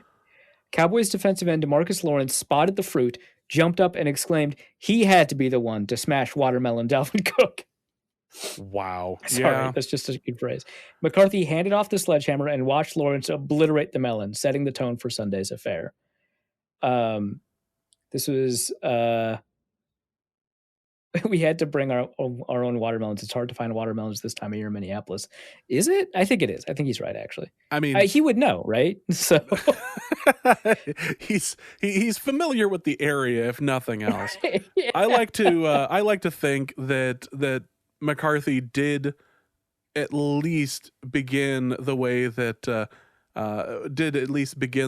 the Gallagher would do, where he would tell them that he's not there to teach him anything. He's not there to coach him. He is, however, here to sell you a product, and don't you want to know how it works? And that would be the best case scenario for that. I like how I've actually seen Gallagher in person. We were talking about this in pre-show. Like in 1995, I would have been 12. And I ended up seeing Gallagher at a theater in Grand Forks. He was still doing some really odd jokes that I didn't necessarily understand, and my dad didn't explain in the car on the way home. Which, as an adult, I totally understand now. But yeah, it's like I saw him in 1995, and then a few weeks later I saw George Carlin. It was like, this is just a really weird summer. But 12-year-old me was both really happy and a bit confused, but happy to be getting out of the house. Yeah, I want to believe that McCarthy at least got the beret, but who knows? Follow up, who is his comedian for this week? Carrot Top to add more prop comedy and maybe some shock factor. I don't know that I would go with Carrot Top. I think he himself has just become so much of a punchline that you wouldn't want to do it. But like, what other prop comedy exists out there? I don't know. I think you'd probably want to start with Carrot Top, and then if you're successful there, then you're kind of in rough shape as to what you're going to end up doing. What you follow it up with, yeah. Exactly. Kenneth Allen asks, what's more weird, Zimmer murdering a bunch of stuffed animals and hanging their corpses around, or McCarthy demolishing watermelon? I think it's the stuffed animal. I think that's weirder. I think the watermelons are pretty weird. Don't get me wrong. I don't want to say that that's like a fairly normal thing to do, but the stuffed animal massacre is bizarre. And by the way, he hates questions about that. I'm shocked. Swervin Shervin asks, now that we know the Vikings are vulnerable to prop comedy, which coach on the rest of the schedule will pick up dumb puppet comedy to defeat the Vikings? Second question, which NFL head coach has been backstage at a Jeff Dunham show? I think the answer to both is Bruce Arians. Has to be. You know what? We're not even gonna expound on that. We're just gonna move on from there. Kyle Slaby asks, if the Panthers keep budding star PJ Walker and stupidly let Teddy roam free in the offseason, how tempted are the Vikings to cut bait with Cousins before the deadline and bring our boy home? This is also a rough draft of my fan fiction. All right, real quick checking Teddy Bridgewater's contract situation with the Panthers. Looks like it is a 3-year contract. If they cut him next year they only save $3 million in space. So it would be pretty unlikely. But if Teddy can't play, and it sounds like he will, and PJ Walker plays again, and he plays brilliantly and forces the issue, that becomes kind of funny, right? So how tempted are the Vikings to cut Cousins before the deadline? And the deadline would be, I think, the third day of the calendar year.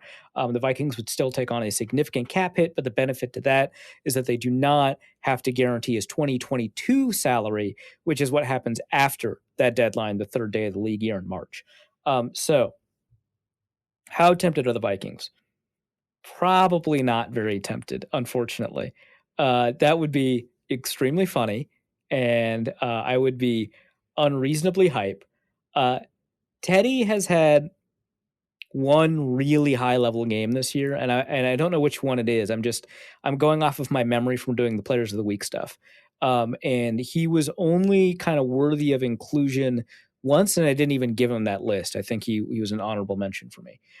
So he hasn't played like lights out. Kirk Cousins has. He's had at least 2 appearances. I didn't do Players of the Week this week just because of the compressed schedule, but I did list out the players while I was writing it up before deciding to bounce it. And Cousins made the list along with Deshaun Watson, Russell Wilson, and then I had to make a decision between Derek Carr and Patrick Mahomes, and I think it was Mahomes who ended up making it. Which is much closer than you'd expect based off of those names. I'm sure Derek Carr is just making that weird face while yeah, reading that. Yeah. But they both played really well, and Carr's had 2 consecutive, like, really phenomenal games. But Teddy's only really made that list once. He's fine this year. I'd say he's above average. You got probably a better scouting report from Billy in the interview. I can't imagine that Teddy has done anything to force the Panthers to take a cap charge of $20 million and only save 3, or that he's done enough for the Vikings to take a cap charge of $20 million and save none, I think, next year in order to take on Teddy for like another $8 million or whatever it would be. Like if he's cut, he probably isn't worth $20 million anymore. But still, no, it seems pretty unlikely. But there's always 2022. All right, Kyle Slaby is going to ask our turkey question for the episode. So before we get into his question, Arif, why don't you remind the listeners what your take is on turkey? All right, so turkey is a trash meat. And I think most people actually acknowledge this. I think a lot of people that are pushing back on this recognize that most of the turkey they have isn't very good and would rather have had something else. It becomes kind of disappointing. Now, when I forward this out, especially the last couple of years, so I think the first couple of years it wasn't really I didn't get as much pushback, but now that there's that cooking is much more accessible in a lot of different ways, there's many more cooking techniques that people are aware of. I think home cooking has become kind of like professionalized in a way that I think is good, generally speaking, and people have gotten better, I think, at cooking over the past couple of years. People have pushed back with specific arguments or specific techniques to make turkey taste better. And here is the key to this take. Turkey is a trash meat, but not because it is impossible to make turkey taste good. It's not. I've had good turkey. I've had turkey that wasn't dry.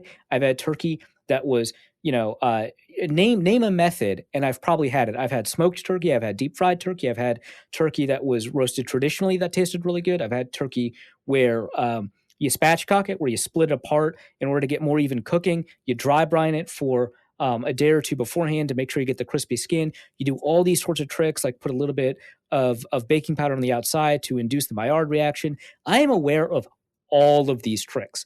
I've had sous vide turkey. I've probably had the kind of turkey you're thinking of.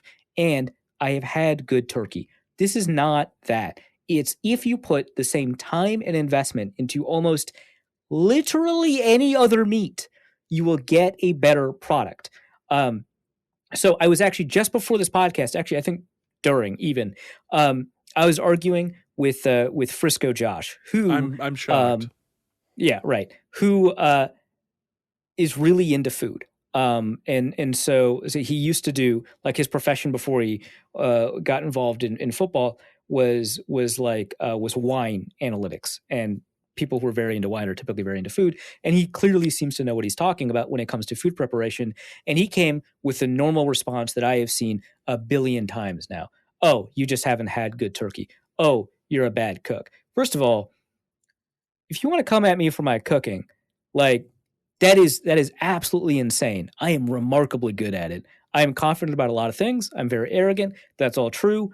But I think I've got more room for that arrogance when it comes to cooking than a lot of other things, including my actual job writing about football.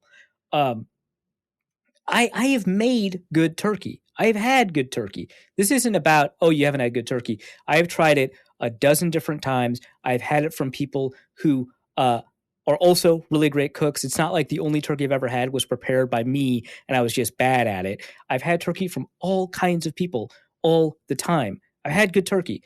But I'm having this argument. He comes with that, and I make my argument, which is that it's really just about kind of how finicky turkey is, how bad it is at dealing with like subtle changes in the ways that you need to cook, how much care you have to take for it. And he said, well, if finickiness is a reason to not use turkey, then we would get rid of brisket, and we wouldn't want to do that, which I think is a really interesting argument, because why wouldn't we want to do that? Because brisket tastes really good.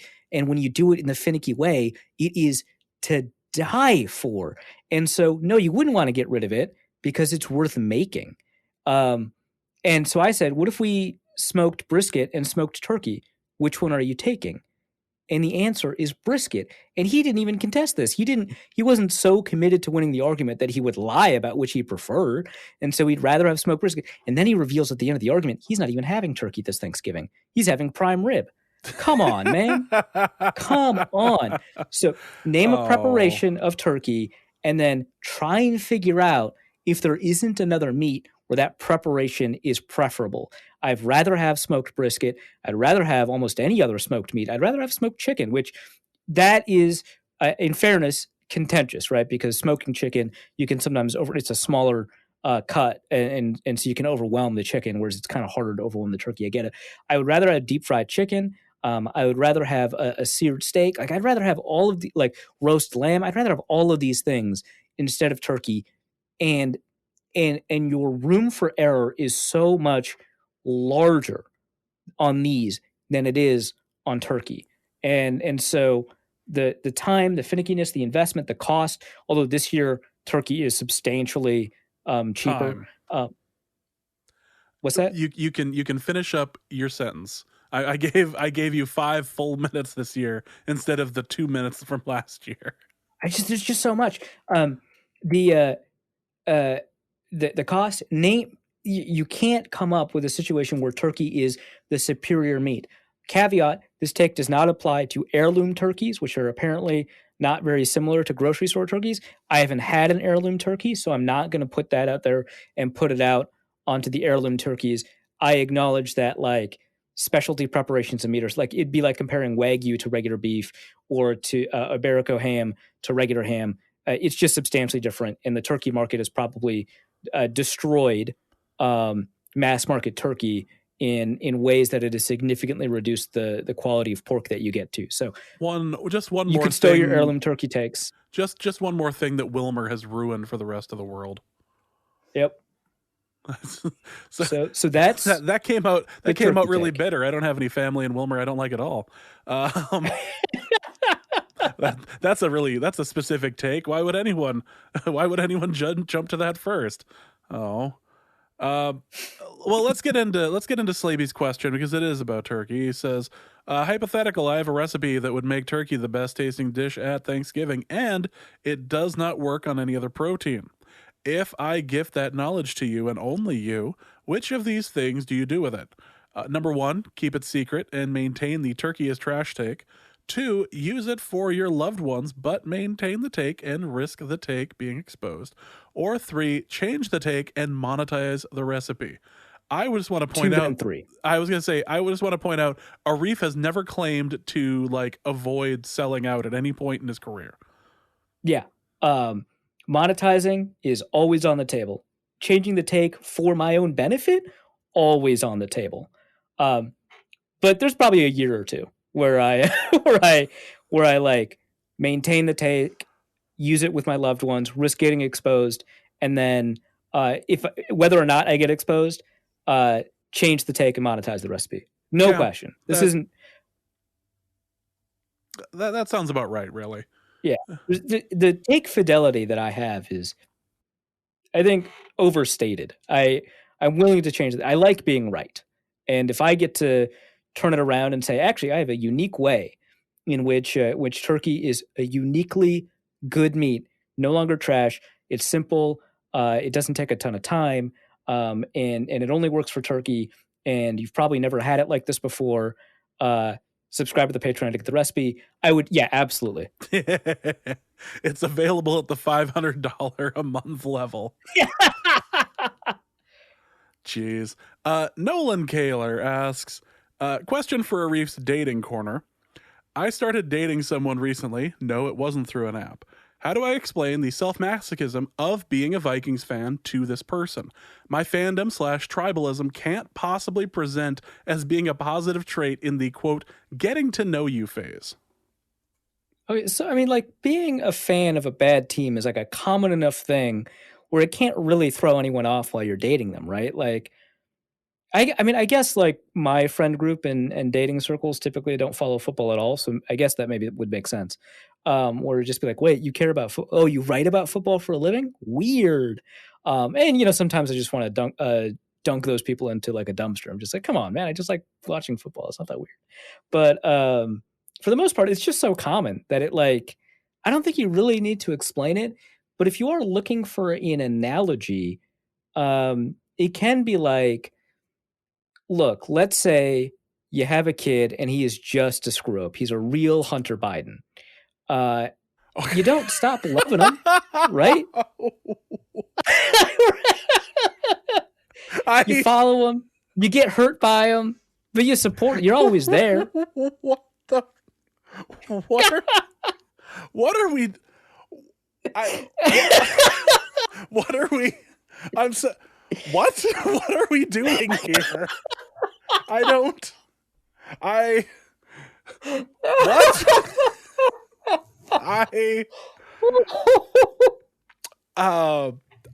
smell toast. Does anybody smell toast? I smell. Should I do that again? No, we're going with it. Just what? What? So let's what the hell is fine? The answer to your question, there's enough people that are fans of kind of odd teams. It's especially depending on where you live too, because you might find yourself in a situation where you live in, say, Wyoming, and you're like, oh, I'm a Lions fan. And you're like, really? How the hell did that? And what that does is that just leads you into like, oh, well, this is a funny story. This is kind of how I became a fan, whatever, Barry Sanders or Calvin Johnson sort of thing. Oh yeah, I live in Virginia or something, and I'm a Vikings fan. Well, how did that work? Well, here's how it kind of happened. So it really, what it does is it, despite the fact that you may view it as overly negative, it does give you an opportunity for a little bit of small talk to get to know you. That said, it's still something that is horribly tragic and will end in just more tears than you're worth. So the key is whether or not your SO or potential SO, the person that you're dating, is already a fan of a different team. If so, good news. If not, you might accidentally rope them into becoming a Vikings fan, which is like a top 5 bad partner move. Yeah, don't do that. That's right up there with like the loud slurping of soup across a dinner table from your significant other. Don't do that. That's just mean. Damian Barrett asks, Hall of Fame member, first ballot this year. Damian oh my Barrett. Gosh, holy crap! Damian putting together a career year. This is. I tweeted out that when 2020 when the Norse Code 2020 year is written, that people may go out of their way to like discount Damian Barrett's achievements this year, much like they've tried to do with Aaron Donald. But I assure you, he is just putting up a career year this year. Damian Barrett asks, has Arif called Don from Ohio on his guardian angel bluff and requested best man duties at the upcoming wedding? That speech would make for some awesome Patreon exclusive content. The fact, so like already the suggestion that I like force my way into becoming the best man, already pretty funny. Adding that it would be awesome Patreon exclusive content, like to the question, is just that's the, you know how you need to put together a Hall of Fame highlight reel for someone at the speech, so they play it at the induction right before the speech introducing the guy. That goes in there. That's on the highlight reel. Yep. The fact that it was like, yeah, there'd be great Patreon content. Just put it next to your fake commencement speech to James Madison. Really, just solid work. Which is also to say that Don apparently did pop the question, or he just has very pretty hands, depending on your point of view. When he posted the picture of the ring and everything. So congratulations, Don. You've been talking about doing this for at least 9 months. And I think at some point I chastised you about not doing it. Or I was like, dude, you already have her as like your beneficiary on things. Just do it already. She's agreed to get a house with you. That's basically what just stop pussyfooting around it and just do it. So congratulations to Don. Don is we have a question from him. Actually, we have 3 questions, but his marriage one is the last one. Don asks an interesting question. Which players from the 2015 Vikings team make the Ring of Honor? And I was looking at the 2015 team, and I only see 2. Just the team, the 2015 Vikings team? Yes, the 2015 Vikings roster. Here's what it means to me. When I look at the 2015 Vikings roster, and I'll just do that right now one more time, the thing is that they don't, it's kind of an odd question as to like the people that they end up choosing for the Ring of Honor. It's mainly defensive players, but there are a few Hall of Famers, and a couple of special decisions, Corey Stringer being one of them. But when I'm looking at the list of players from the 2015 team, there are 2 names that stick out to me. One is Adrian Peterson. Right, and what, the Harrison Smith is the other one? No, actually. I think that Harrison Smith would be an interesting choice. But I think that at some point, the team is going to do some nostalgia thing for the Minneapolis Miracle. And do you think Stephon Diggs? I think that they put Diggs in to honor the Miracle one year.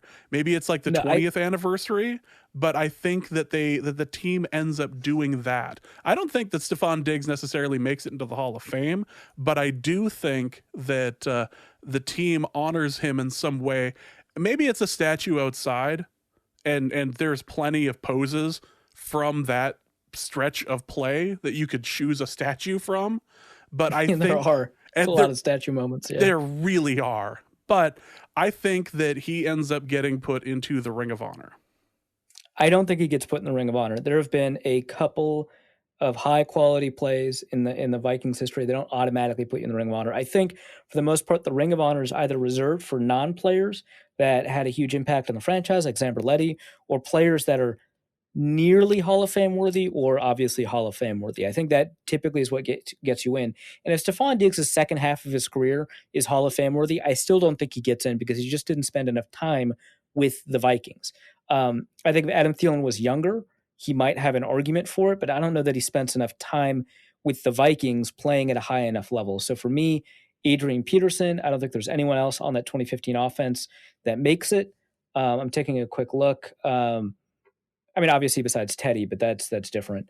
But yes, Adrian Peterson. Then defensively, I think you get Danielle Hunter and Harrison Smith because I think these are all Hall of Famers. Adrian Peterson, obviously. Danielle Hunter, I think, is on track to be a Hall of Famer. Harrison Smith, I think. I was kind of 50-50 on Harrison Smith on there, but I could easily be talked. I think he absolutely makes it. I could easily be talked into Harrison Smith on there. Absolutely. Yeah, I think I think your borderlines, and I don't think either of them make it, but I think your borderlines are Everson Griffin and Chad Greenway. We could have a discussion about Eric Hendricks, because if Eric Hendricks continues playing like he has this year and last year, he is going to make more all-pro teams. And you make enough all-pro teams, you end up in the Ring of Honor. So that, I think, your third one. But I think your borderlines are Everson Griffin and Chad Greenway. I guess I could see Greenway making it. Obviously, we know my thoughts on that. I don't think Everson makes it. But I think Daniil Hunter, Eric Hendricks, and Harrison Smith are your defensive candidates. I think those two are locks, where Eric Hendricks is an interesting conversation if he continues this level of play. I think Adrian Peterson makes it. I think that's it. The Greenway one is the most interesting one to me, though. When I look at the Stephon Diggs question as to whether or not he would make it in, I would have to ask the question, was he involved in the greatest postseason moment in Vikings history? And the answer he to was, me but is so was yes. Case Keenum. Are you putting Case Keenum in? I'm not putting Case Keenum in because Case Keenum is kind of like is kind of forgotten in that. Like, more people know that Stephon Diggs made the catch than they know that Case Keenum threw the ball. Well, that's true. I don't think that moments, like, I don't think individual moments are enough to put you in the Ring of Honor. I don't think we have any evidence that it is. Well, I'm not saying that Greg Lewis deserves to be in the Ring of Honor. I am saying that's exactly what you're saying. Own it. No, because more people know that Brett Favre threw the ball than know that Greg Lewis was the one who caught the ball, despite the fact... Is Brett Favre going in the Ring of Honor? Actually, better question. If they win the Super Bowl that year with Brett Favre at quarterback, does he go into the Ring of Honor? I Immediately. Think yes. Even if he plays in 2010. Even if he plays in 2010. They do it on the week the Packers come to town. Like, there's not even... The Wilfs would, like... The Wilfs would have like a confetti shooting from the Metrodome. Like, that would be you would have to troll the hell out of the Packers in that specific instance. That's the only way that works for me. Is I want to live in a world that would be the really fun like alternate universe where they won and they did that, and then just Aaron Rodgers is sitting there with like confetti falling to his feet during the pregame show, or like during the pregame or like halftime. Just really, this is what I'm gonna have to deal with this year. Really? Yeah, I would. Yeah, that's the only way that works. We both, I think, agree on this one. Then, yeah.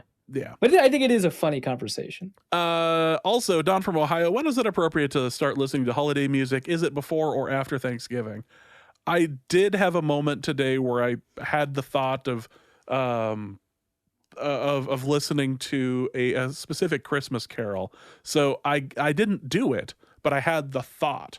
So I don't know if that makes me part of the problem here.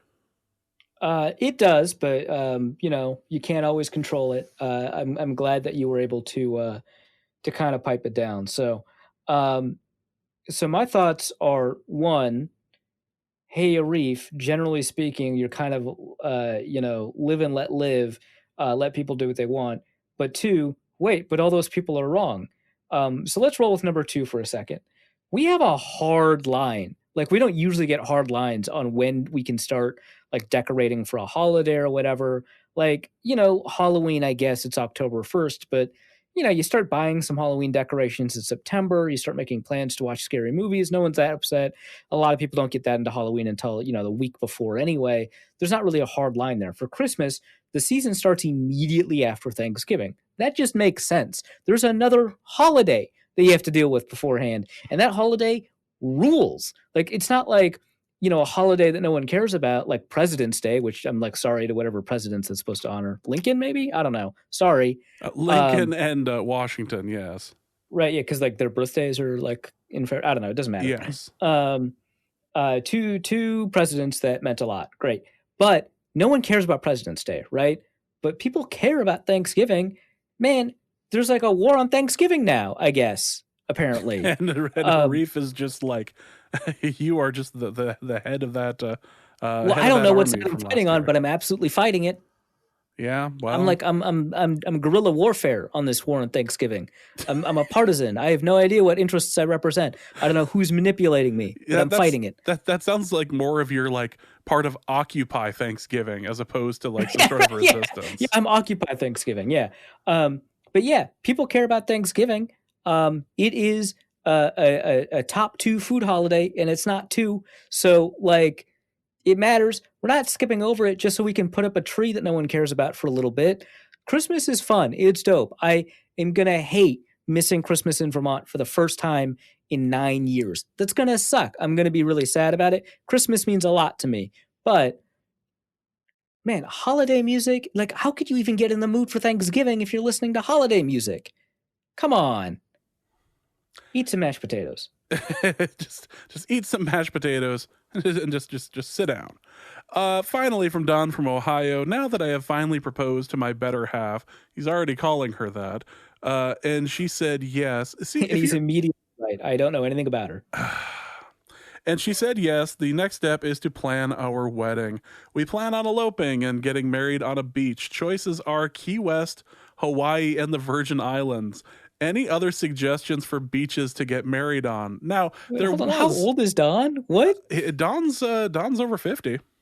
That's well, I guess that's either an under 30 or an over 50 thing. That actually makes sense. Never mind. Yeah. So just looking at that, just looking at that list, there was a Twitter suggestion for Iceland, which has beaches as black as your soul, which I can dig. Well, yeah. So actually, yes. B, my brother, his most recent trip before like travel got shut down was coming back from a wedding from Iceland. It's amazing, apparently. Like it's just a phenomenal destination. So I would co-sign Iceland. It is difficult to suggest people go to a place called Iceland over Hawaii, but it is evidently just dope as hell. So that's on the list. Honestly, I would like, if I get to avoid Florida, I would. So I wouldn't do Key West. Been to Florida a number of times. It's fine, but there's a lot of capacity to screw up there. So I would avoid Florida. So I guess the Hawaii or the Virgin Islands. I'd say Hawaii, but that's probably more expensive. I think you can have a fine wedding up in Scotland, up at Loch Ness. I think like that would be good for your own brand. No, I think that would be an excellent place to start. And there's rentals of castles. People do that up in the Scotland area as well. So there's plenty of options. I just don't think that Dawn should have nice things. I guess that's kind of where I'm at. I start to wonder. We talked earlier. We talked in the pre-show about how I may have some form of professional jealousy that you're kind of considered his guardian angel, and I might be getting a little bit jealous on this whole thing because he keeps referring to me as Satan. So I want to be helpful here, but it's just not going to end up happening. That is going to be it for this particular episode of Norse Code. Want to thank you guys so much. We know this has been a very long episode, but again, this is going to be the only one of the week. So the next episode that we put out is going to be directly after the Panthers game. Arif, where can they find your work? So for The Athletic, theathletic.com/author/Arif-Hassan. I'm going to have a mailbag up soon. I just posted my breakdown of the defense, which I'll link in the show notes. No players of the week this week, just because of the weird week that we have, given how compressed it is for Thanksgiving football. Otherwise, follow me on Twitter at Arif Hassan NFL. All right, that is going to be it for this episode. Again, thank you guys so much for listening. We will be back next week to talk about what happened with the Panthers game. So for Arif, my name is James. Hope you have a fantastic Thanksgiving. Arif would like you to be eating something other than turkey. But just want to thank you guys so much for listening. And please remember that all things are possible through Ben DiNucci. And we will be back next week. Norse Code is the largest and only division of Norse Code LLC. You can find Norse Code on the Daily Norseman, SB Nation's official Vikings blog, at dailynorseman.com. You can also find it on iTunes, Spotify, YouTube, Stitcher, or wherever fine podcasts are aggregated. Our Vikings blogger extraordinaire and generally useful human is Arif Hassan, and he can be found on Twitter at Arif Hassan NFL.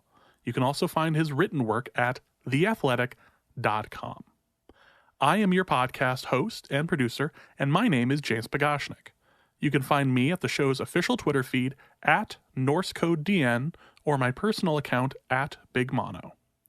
If you'd like to donate a few bucks to the show, you can make your one-time donation at paypal.me/NorseCode, or you can make a recurring monthly contribution by visiting patreon.com/NorseCode. A donation of $3.50 per month does get you bonus material from the show and much more. Any questions or comments that won't fit in a tweet can be sent to norsecodepodcast@gmail.com. On behalf of the Norse Code staff, we thank you so much for listening. Our formula is this. We go out, we hit people in the mouth.